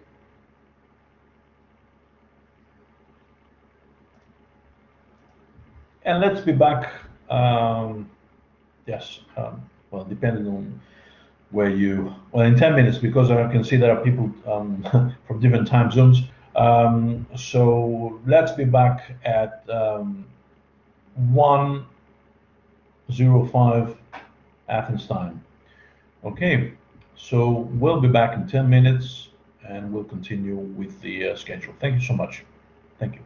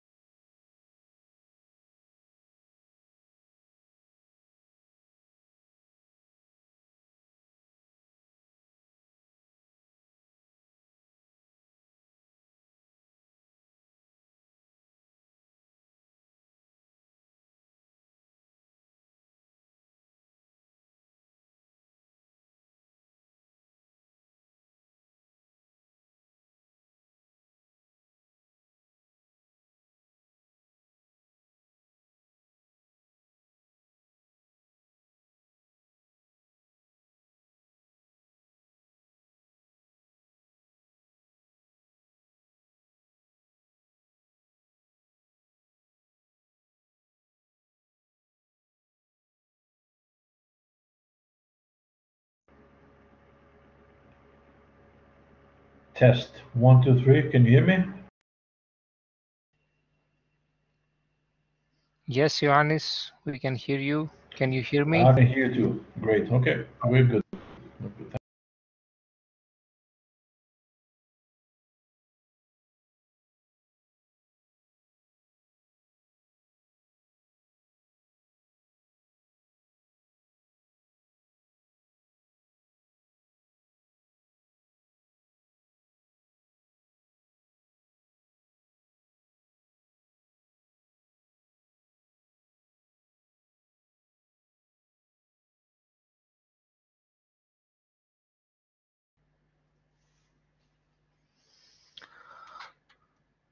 Well, welcome back.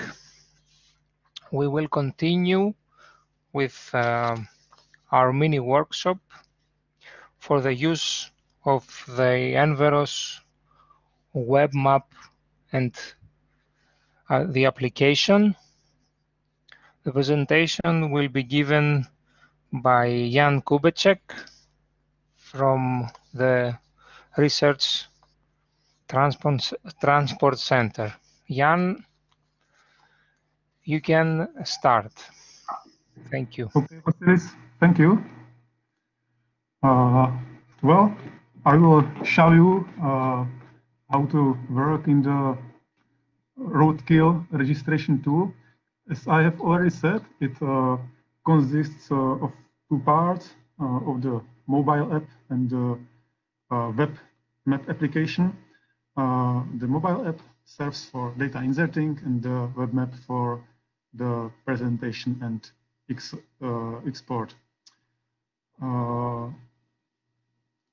Let's start with the mobile application. We wanted to create a tool which will be as easy as possible, and concretely it means that you need 3 clicks or 3 taps on the screen, and in some cases even 1 tap to creating a record. On the first screen you can see 12 pictograms of the most common animal groups in Europe, and by tapping on a pictogram, the current date and time and also location is saved.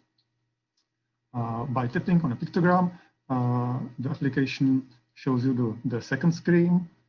You can select the concrete species, in our case, for example, the wild boar. And in this moment, you can send the data to the server, or you can take a photo before that, or you can add photo from gallery. So let's take a photo. I make a photo of this wild boar, and I can now send it again or add some details. I can select, or if I was the one who crashed the animal and I know the exact collision day, I can choose this possibility, or I can estimate the collision date. There are some possibilities. So let's say it was today, and now it's time to send the record to the server. After sending, you are back on the first screen and you can add another record. Now I will show you the second part of the registration tool. It means the web map application. Let me share the Firefox. Oh, wait a moment, please.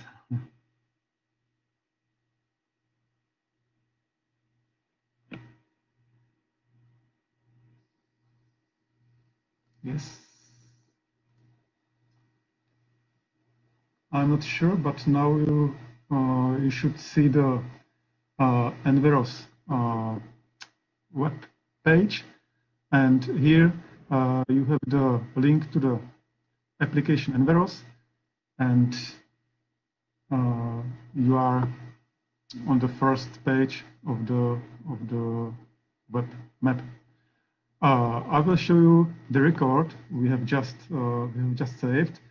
and because it will be quite or not so easy to find it in this big amount of records, I will go to the table, and in the table you can filter the records here in the upper part, or you can order them, and because they are ordered in the or by time, it means that the newest record is on the top. And as you can see, the first is a wild boar, which was recorded by Kubečegan. It's me. We can look at the photo, so it's really this one, and we can go to the map by this icon. So now we are in the map. As you can see, it's somewhere in the Czech Republic, close to the Prague. It's our capital. So let's go back to the record.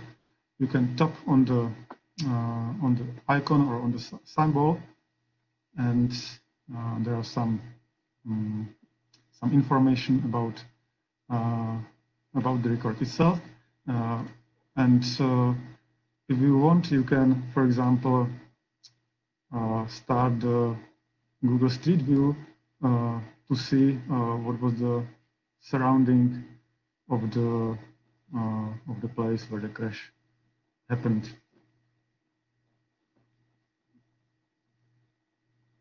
Yeah, you see that there is some vegetation close to the road.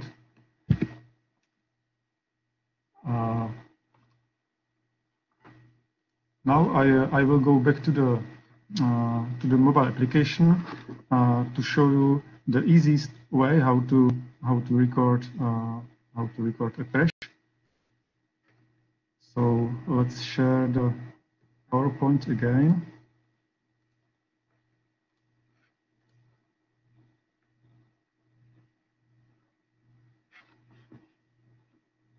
Now you should see the first screen of the mobile application, and for that case that you have no time or there is no safe place for parking, you can use this first pictogram, which is called Quick Save, and it serves for just for position and then type date and time saving. After you click this button, the data are not sent to the server. They are stored in the mobile phone, and they are waiting for the time that you have possibility or more time for adding the other info to this record, and afterwards you can send it.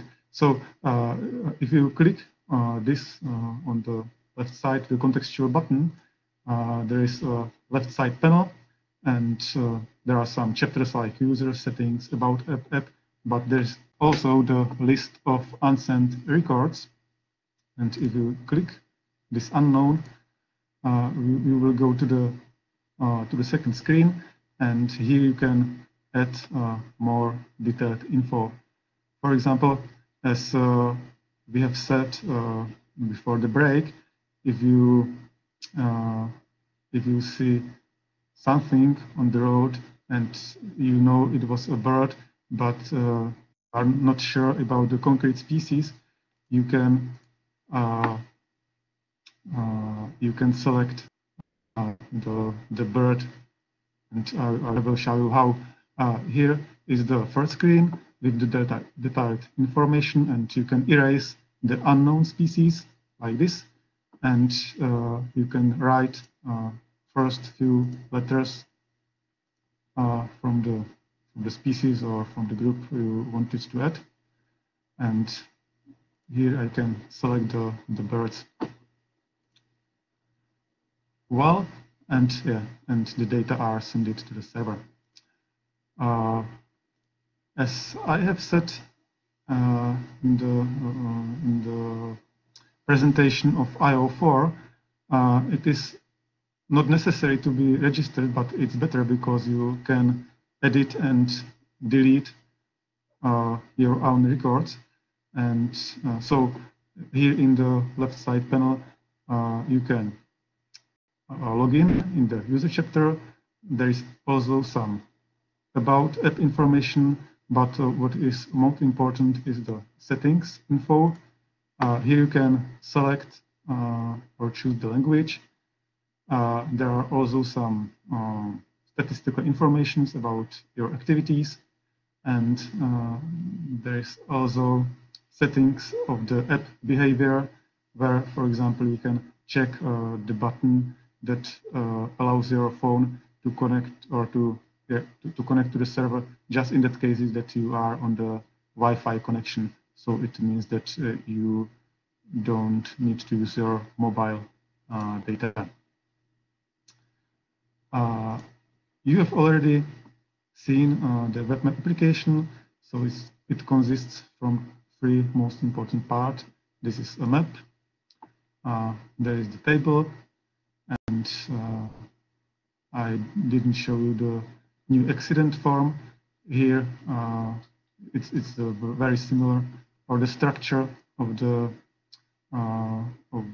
information is the same like in the mobile phone. So you can choose the species, you can add the date, time, and the position, and that's all. Well, thank you for attention, and if you have any questions, just write it to the chat panel or say it to the microphone. Thanks.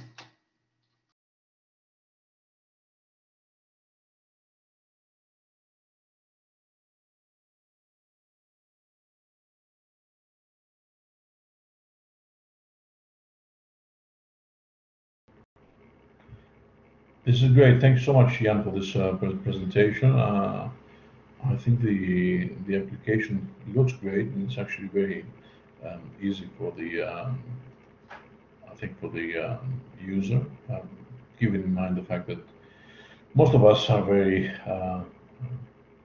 proficient in the use by now of mobile phones and general applications. Now it's the time.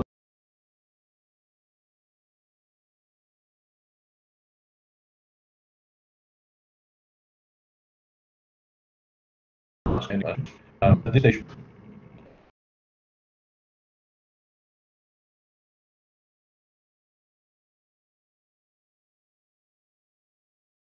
question and discussion related to the project. Thank you.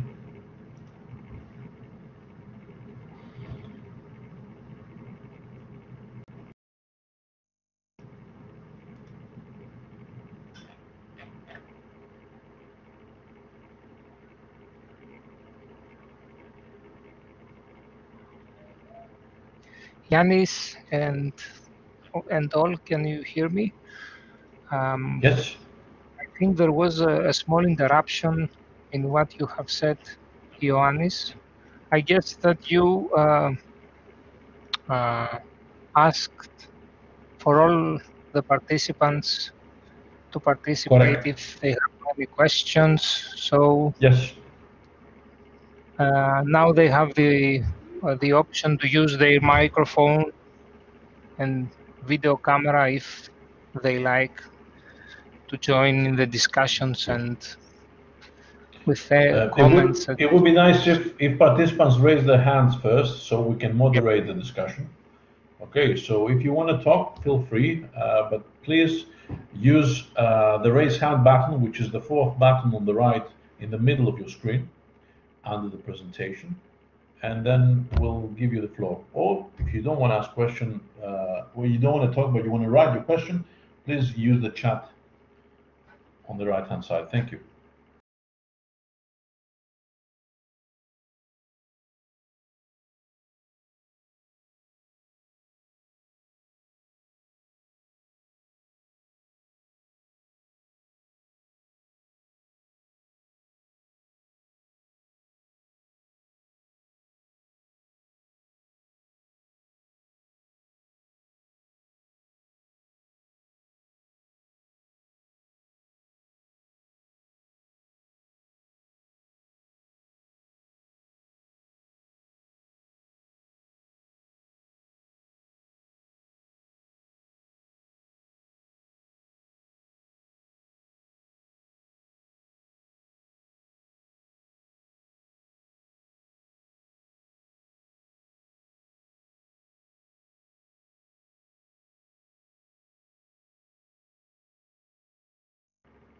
No questions?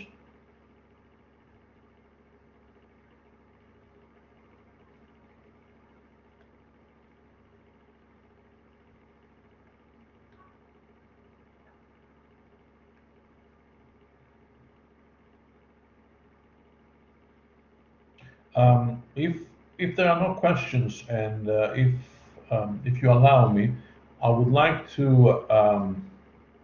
Yes, I believe that Michael is here as well as Jan. I would like to read you one of the questions, one of the earlier questions that someone asked regarding the scarcity of information. So we had a question here is about the some regions which have poor information about road ecology, as for example in the Middle East. I would just say that in a way that's how we started in Cyprus as well.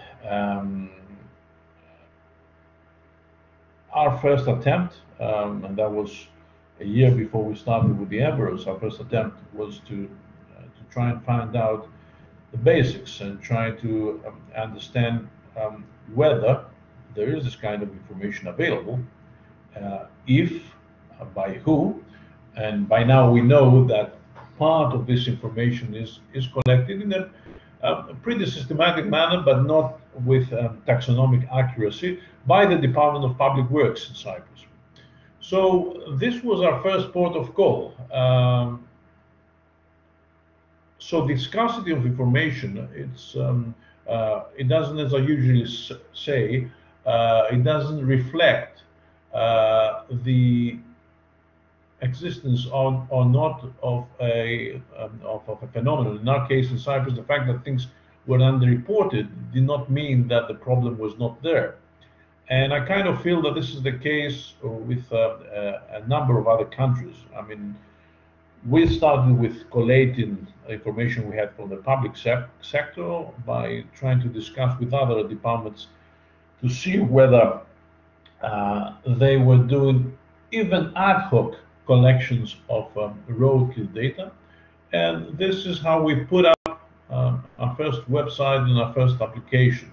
And then we try to encourage through the network of people and NGOs to encourage the collation of this information, even from citizens,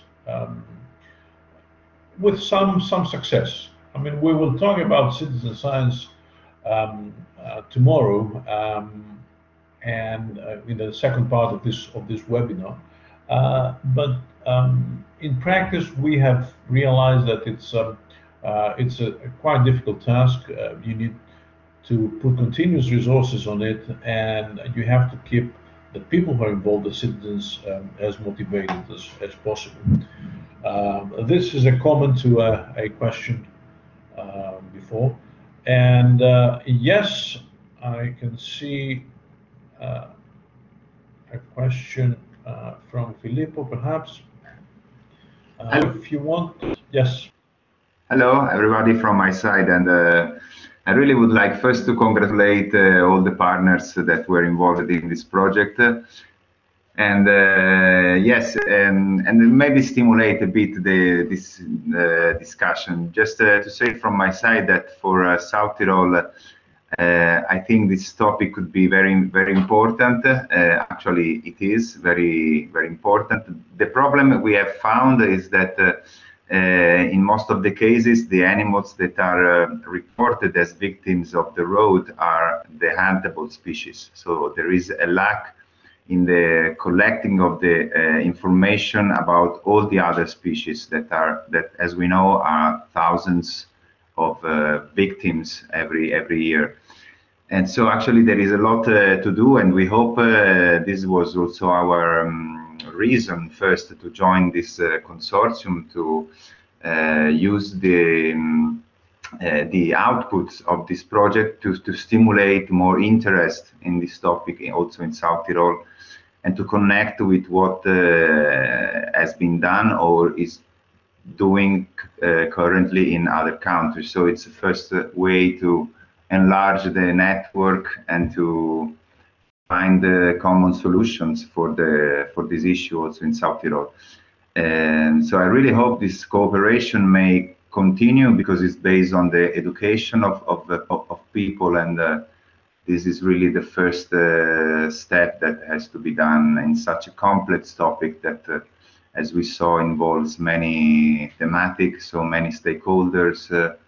But as for others, it looks like something new, but it first needs the will to discover it, the will to talk about it. So I hope this project could stimulate many other people to do that. Thank you to everybody. So I don't know if it was a comment, more a personal statement. Thank you. Thank you, Filippo. No, this is actually fine. I mean, this is the reason why we open the floor, to have a general discussion at this point, which does not actually preclude any questions specific to the topic. And now I would happily give the floor to Dr. Savvazotos, and I have to say at this point that Dr. Savvazotos was behind the idea, if you want, of setting up the project, despite the fact that he then moved on to more greener pastures, but he still collaborates with us. So yes, Savvas, please, the floor is yours. Yeah, thank you, Giannis. My apologies for the noise. There's a bit of noise today in the office. First, let me congratulate the team for the work that you have done. The presentation was excellent. It's obvious that it's been a lot of work there to show to the people. I'd like to ask two questions that I think might interest the rest of the group as well. The one is regards to the educational material that you have developed, and I think it's very interesting to give some feedbacks to the audience regarding what the impression was from the students that have seen the material, or the vocational exercises that we did. The first reactions of the people, because from my experience, although for some of us this is something that we work with and it's part of our everyday life, for a lot of other people it's something very strange, and sometimes seeing a picture of a dead animal might cause some kind of emotions to them. So that was the first question, and the second relates to the map that Ian showed us. It's obvious that some areas have a lot of information on them, and the question has to do with what are the next steps. I mean, you are collecting all those information. I'm sure that, at least from what I know, there are kind of connections with authorities. But what are the aims of the project towards tackling these issues through the information collected by the citizens? That's it. Thank you, Giannis. Thank you. Thank you, Sava. I don't know. I mean, probably, and I think that for the first part of the question, Kula perhaps, Kula Mikhail, the chair Cypriot, can give you an answer. Actually, Kula should try to give some of this. She should try to refer to some of these issues in her presentation. But I would like her to add anything else, and then I will go on and say some stuff regarding not the vocational training, but rather tertiary education that I'm more familiar with. Kula, do you want to make some any comments?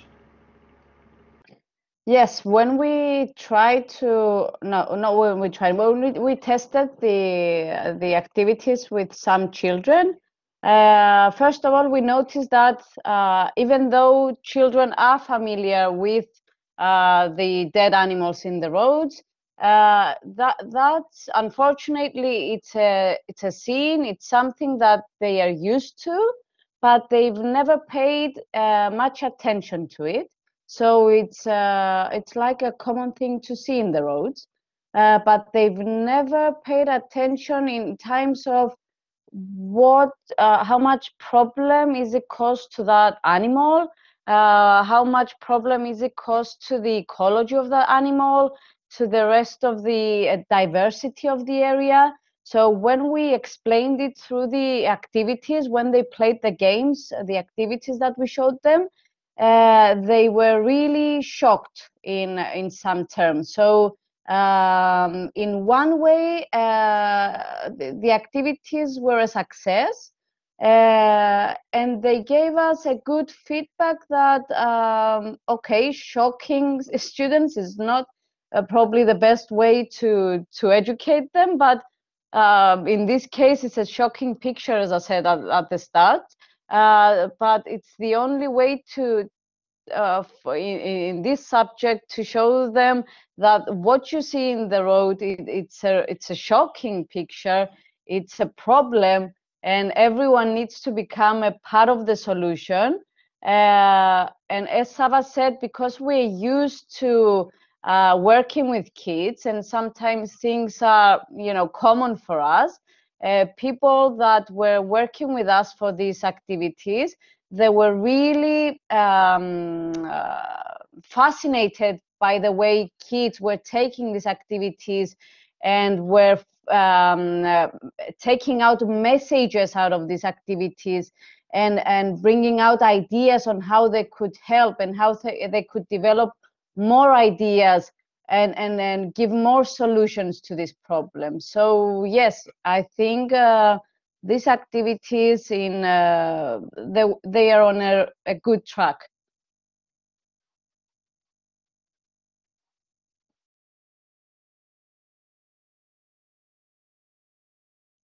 Okay, thank you very much, Kula. I think that one of the things that you could probably tell us about is what we had in this researchers' night last year in Nicosia, which was a pretty successful event, I think. And how did people and in general the public perceive this topic? Because I know you did a lot of work there with kids in that night. Well, in that night we decided to well, we created one activity which is kind of like the snakes and ladders board game, which for us it's a 2x2 floor game, and it has all the information about road ecology and WVCs. And we decided that we're gonna play that game that night, not just with kids, but with adults as well. And we wanted to see how that will work out. And we saw so much interest about this subject, which is as common as it is seeing it on the road.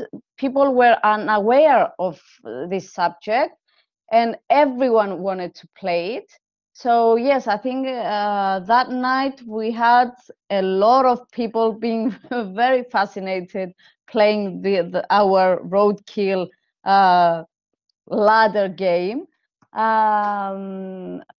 I don't know. Yeah, I think people should go and read the activities and try it themselves to know exactly how they look like and how they could work out with their kids or even with the older ones. Because as I said at the start with my presentation, all the activities can be adjusted to all levels and to all groups.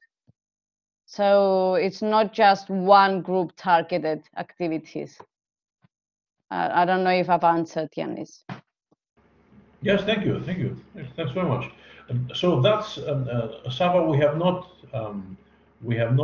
answered all your questions yet. I will top up what Kula just said by referring to the tertiary education, and I will say that in the past 5 years, I have introduced road ecology related classes in 2 different courses in 2 different institutes. Okay, and what I can say is that, and of course, needless to say that the last year I have included also material from members, and I intend to do so and include even more the years to come. What I can say is that even if you talk to biology students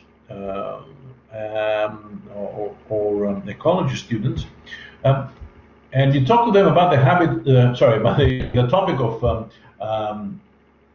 habitat loss or rather biodiversity loss, they will not think that roadkills or wildlife vehicle collisions, at least in the most densely populated places, it is amongst the reasons which cause high biodiversity loss. So they would think of everything else but roadkills. And if you go about and ask them, when was the last time you actually saw a dead animal on the road, they will probably tell you yesterday or 2 days ago or 3 days ago or 4 days ago. And this is a generic issue, a general issue here. Okay, this phenomenon is being estimated because it's underreported, because it's essentially not taken into consideration as a serious issue. We had the fortune last year in the multiplier event in Nicosia to have the Minister of Agricultural Development and Environment in Cyprus in the audience. So I think, and I've told you also in the beginning, we have also had help from the Department of Public Works. I think that gradually people at various levels, from the layman to the government work, the policymaker, start realizing that something is happening here.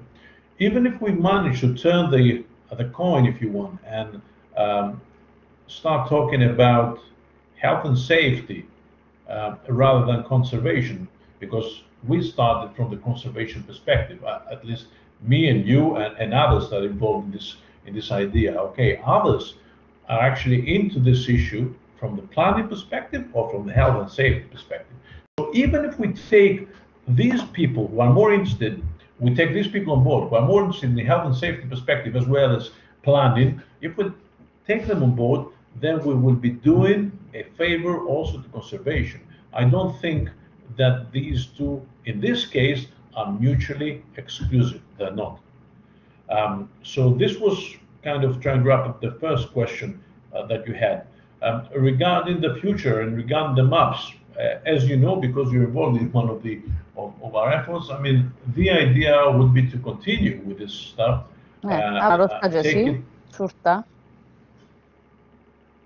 You're right? Yep.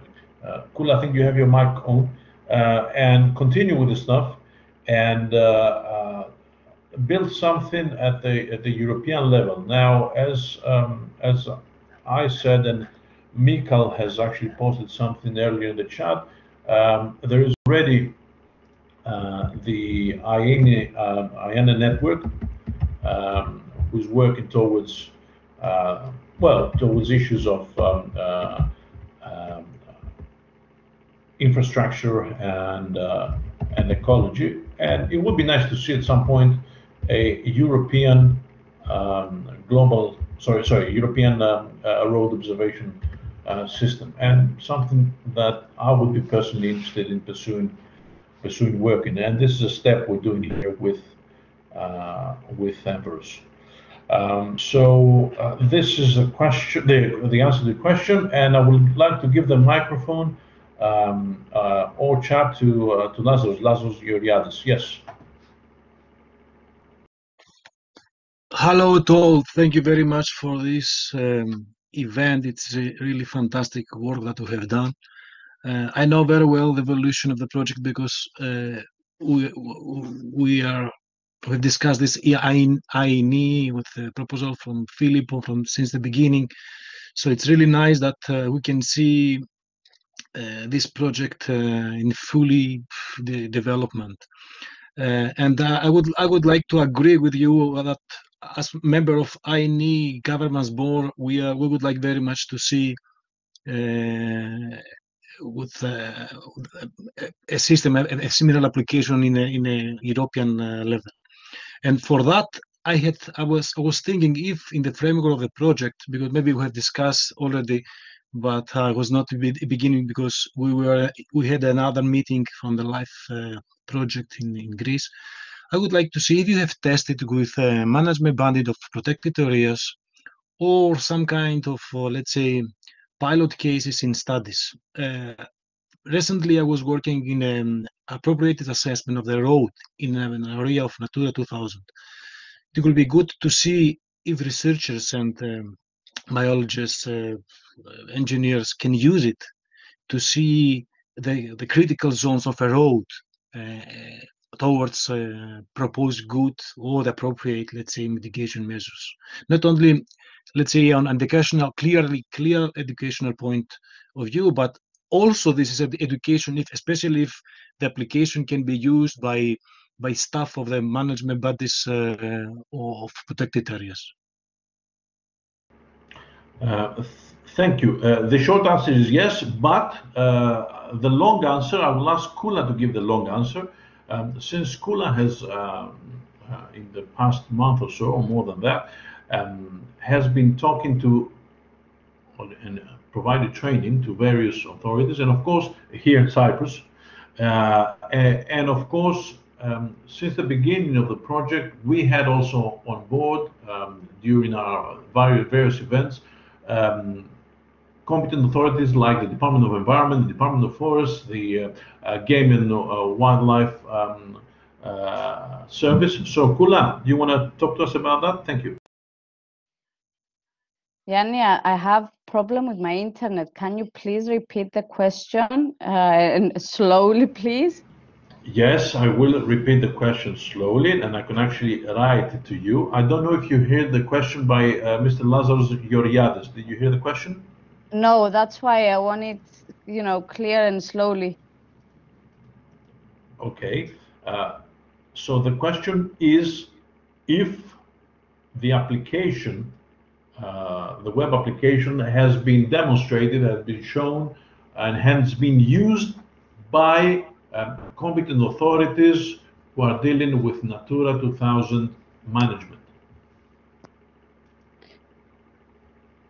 Okay. The application has been shown to the groups that was demonstrated. Of course, we didn't have till now in our groups a Natura 2000 Natura 2000 areas managers.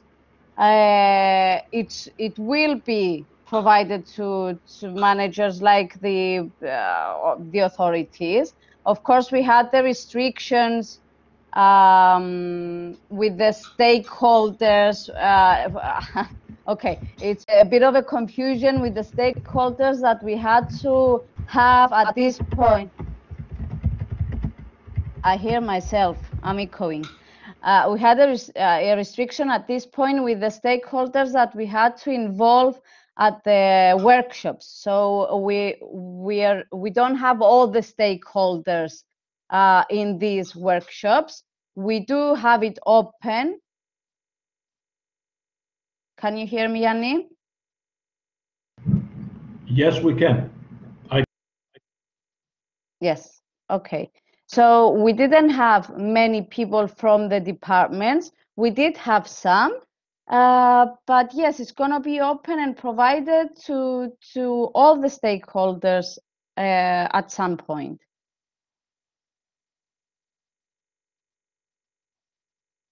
Have I answered? Thank you, Kula. And I'm just writing also. I just wrote in the chat that obviously in Cyprus we have a different system compared to Greece. Yes. For example, of Natura 2000 sites. We do not have currently management bodies, not yet. So, as in many cases in Europe, and this is a different topic, Natura 2000 is a kind of a designation, a paper designation. Therefore, only the public lands are actually actively managed. Natura 2000 in public lands are actually managed. But we have done we have connected with those, and we have trained some, and we will do some others in the near future. There's a big life IP thesis project running with the remit to actually set up management bodies, and of course, once this is done, we will be the first to visit them. Thank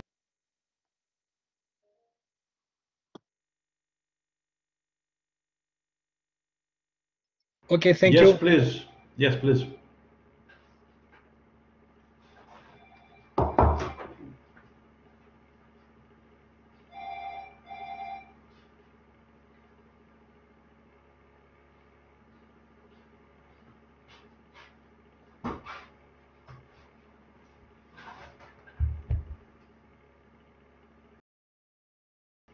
I don't know if there are any more questions. Mr. Georgiadi, I don't know if you have any more questions on that. No, thank you. I would like to test it, to download it and to test it in my area to see how it works, and then maybe you will have my feedback. That would be great. Thank you so much. Thank you.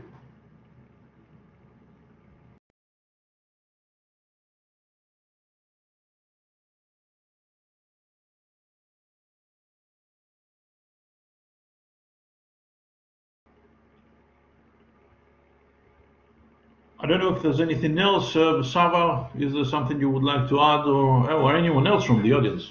Anyone else? Hello, here's Fabian from Iraq. Can you hear me?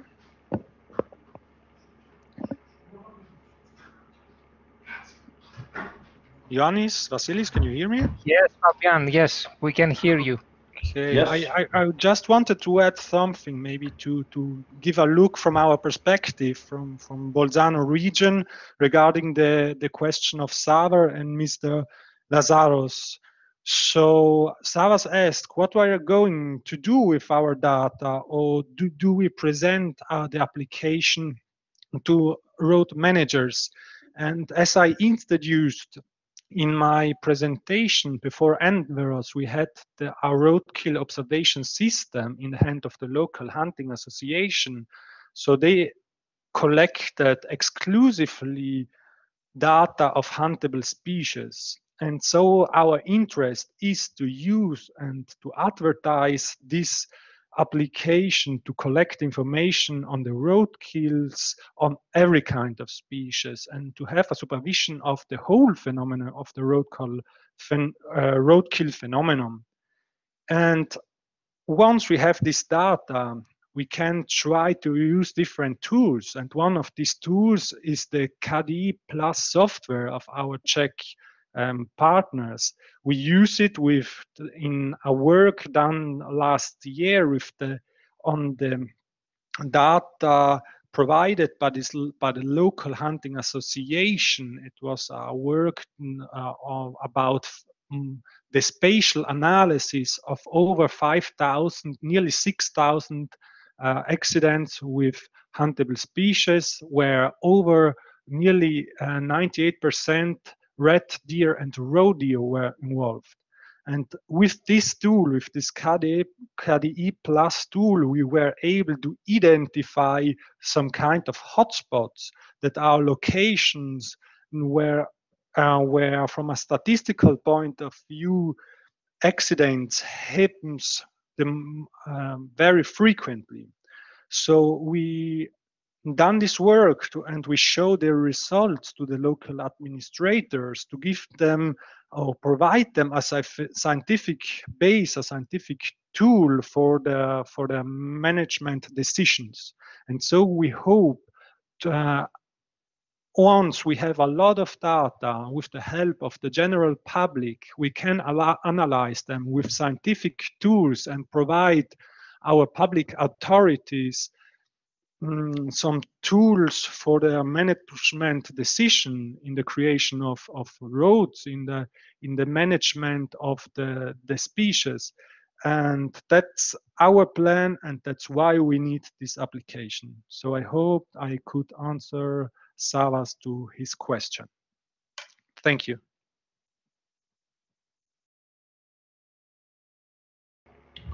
Thank you, Fabian. Anything else?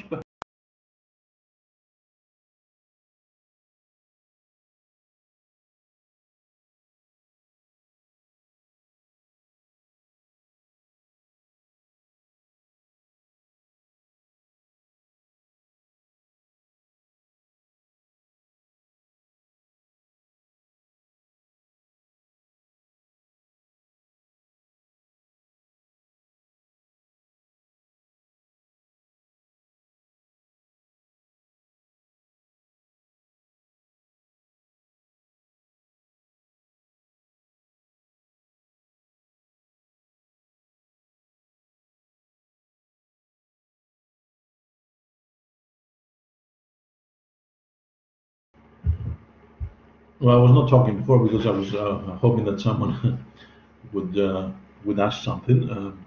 That's why I had my microphone off.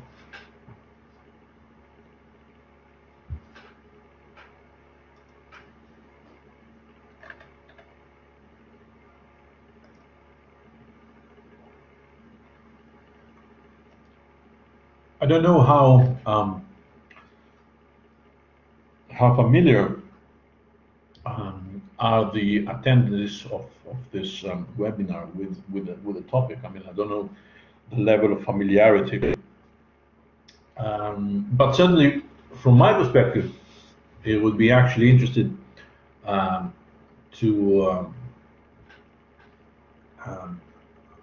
have a very simple yes or no about the extent to which they are familiar with the topic, and whether they think that this is something useful, something that they can embrace, something that they can use essentially in either in the professional life, I don't know most of you, or the everyday life. I mean, how easy it would be to actually embrace this stuff from the user's perspective or from the citizen's perspective. I mean, as I said, there's more coming tomorrow, but it will be interesting to have your first reactions on what you've heard this morning.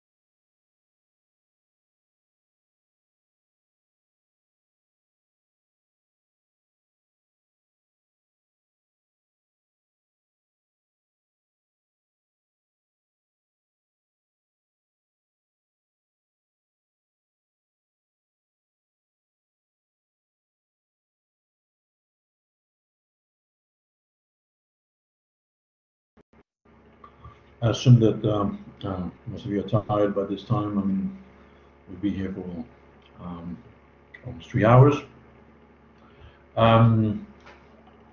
I really hope that we can continue this discussion. There will be more stimuli to continue this discussion tomorrow on this topic. As I said, with presenters who are actually external, most of them, to the project, and they will bring in their own sort of experiences with the road ecology as well as citizen science. I would really like to have you on board tomorrow as well, if you can make it. But at this point, I don't have anything else to add. So if there are no questions either to the presenters or a general sort of issue that you would like us to be discussed, I mean, we were a big group and this is a good opportunity. I would leave it here. I would stop here for today, and we can continue discussing that tomorrow. So a kind of a last chance, if you allow me, if you have anything to add at this point. Just to get a reaction.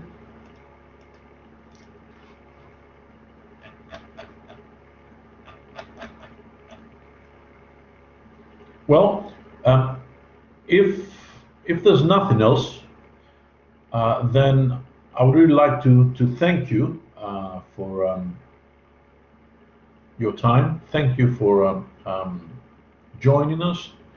Thank you for listening to what we had to say. Thank you for your interventions. And as I said, we'll be here tomorrow at 2 o'clock in the afternoon, Athens time, with more interesting stuff. And we would like to invite you to join us tomorrow as well. So that's all for the time being. Thanks again, and we are looking forward not to see you, but to hear you, to listen to you, to read your interventions in the second part of this webinar tomorrow afternoon at 2 o'clock Athens time. Thank you. Stay safe. Bye-bye.